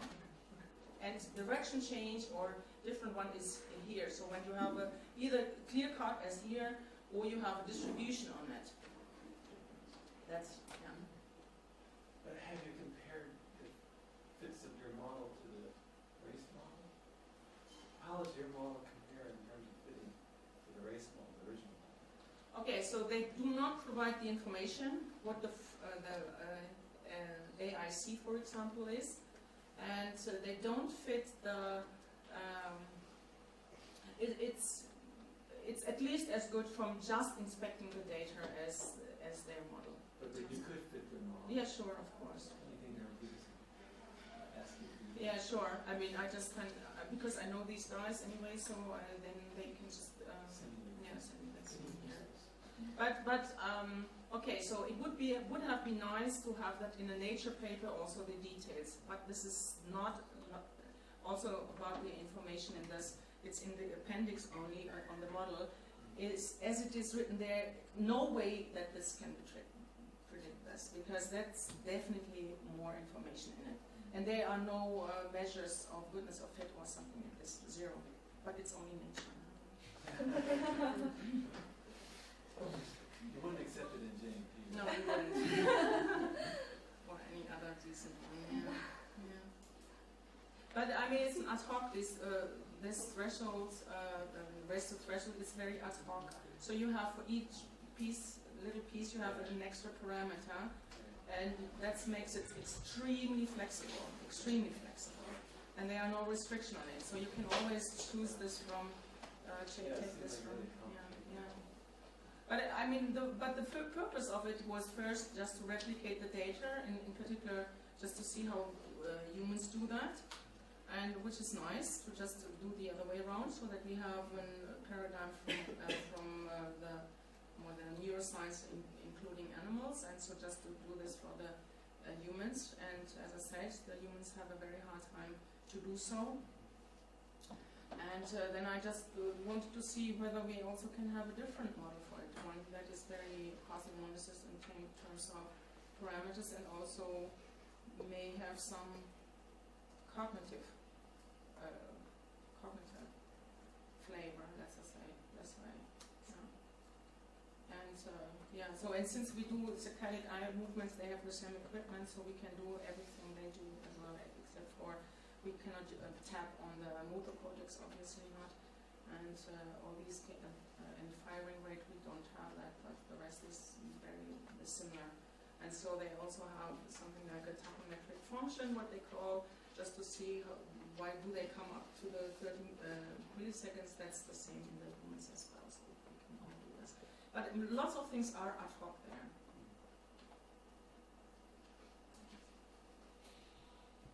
Yeah. Maybe I'm hung up on the semantics. I'm still trying to figure out what is this cognitive process.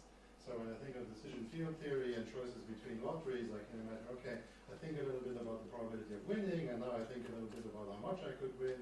So that's why I fluctuate and I start going one way or another. But here there are just two things. I'm told to go, and then I'm told where to go. Yeah, so what is the evidence I accumulate? What is it that I'm sampling over time? Okay, so I want to be, the monkeys get a reward afterwards, right? Okay. So I want to be, so should I go left? Maybe it's left. Should I go right? Maybe it's right. I want to have a reward. So I'm just, you can still change it, right? So, and as they have, so they have the two processes in parallel. No way that you can move the eyes into different directions. That's just not possible.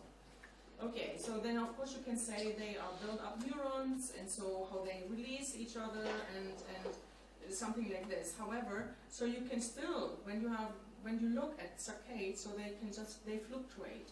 So they move a little bit left, right. You can still change that. So you just make a decision, I want to look to the left, but then I can go to the right maybe. That's in the fluctuation. So you just do a little bit there. That's maybe. Okay, I guess it's just a semantics. Yeah, I don't probably. see any evidence being accumulated because Yeah, okay. there's no evidence there. Yeah, okay. So yeah, maybe we should just phrase it differently. So, Okay. but what would that be? So just It's predisposition towards different responses that changes in time.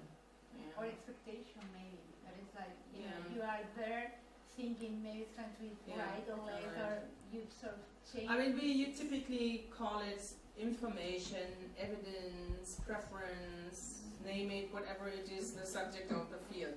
These models are applied everywhere. I mean, Right, but that's why I'm hung up because here there are only two pieces of information. There's the go and there's the where to yeah, go, and that's yeah, it. okay. So let's just say, maybe I should just call it really preference. So having a left and right preference, so where to go, I don't know. I certainly don't want to say something about fixation neurons and what you have a release of fixation neurons because then I'm in terrain I can't test. That's maybe I do a little bit more because I do eye movements a lot, so maybe I just phrasing maybe differently. I think that is the build up. That's what they call it. Build up information. Build up information. Let's just put it this way. Or maybe the opposite, to call accumulating uncertainty. As time goes by, and you really don't know what is going to happen. So okay. So I got it. So the name is a problem. Yeah, but you are, because you don't do a stochastic process, right? So you are still, but with a fluctuation. Isn't this natural? I mean, there is the brain is definitely not deterministic. That's for sure not. We know that. So some fluctuation, some inner. Wouldn't that make sense? Well, as I said, if I'm thinking about multi-attribute things, I can easily imagine that I'm switching around the different attributes. When there are only two things, go ahead, do something, but I'm not going to tell you what, and then this is what you need to do. I don't know what not to waver about. Yeah, okay. Yeah. But even for a very simple discrimination responses, these models are used. They are not waver. So they don't waver over. It would be nice to have that or something else, right? That's a very quick thing, and once started, then the process just moves in some direction or the other. So, but otherwise, if it would be deterministic, you would never make an error, right? But here you do. I can't offer a better model. I'm just trying to conceptually understand how to interpret. Yeah. Thank you.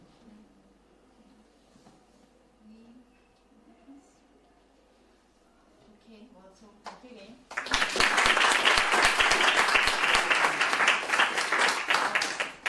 So thank you. This was the last talk of the session and the last talk of the day. So we'll see you tomorrow at 10. Tomorrow we'll start 10 here. And as I promised this morning, tomorrow is going to be dramatically different. So today we're going to be working in a particular framework where most of us are kind of familiar with, have been familiar with for a long time. And tomorrow is something that has something new to many of us. It's been around for a few years now, so it's not brand new, but it's provocative, I would say. So please don't miss it. See you tomorrow.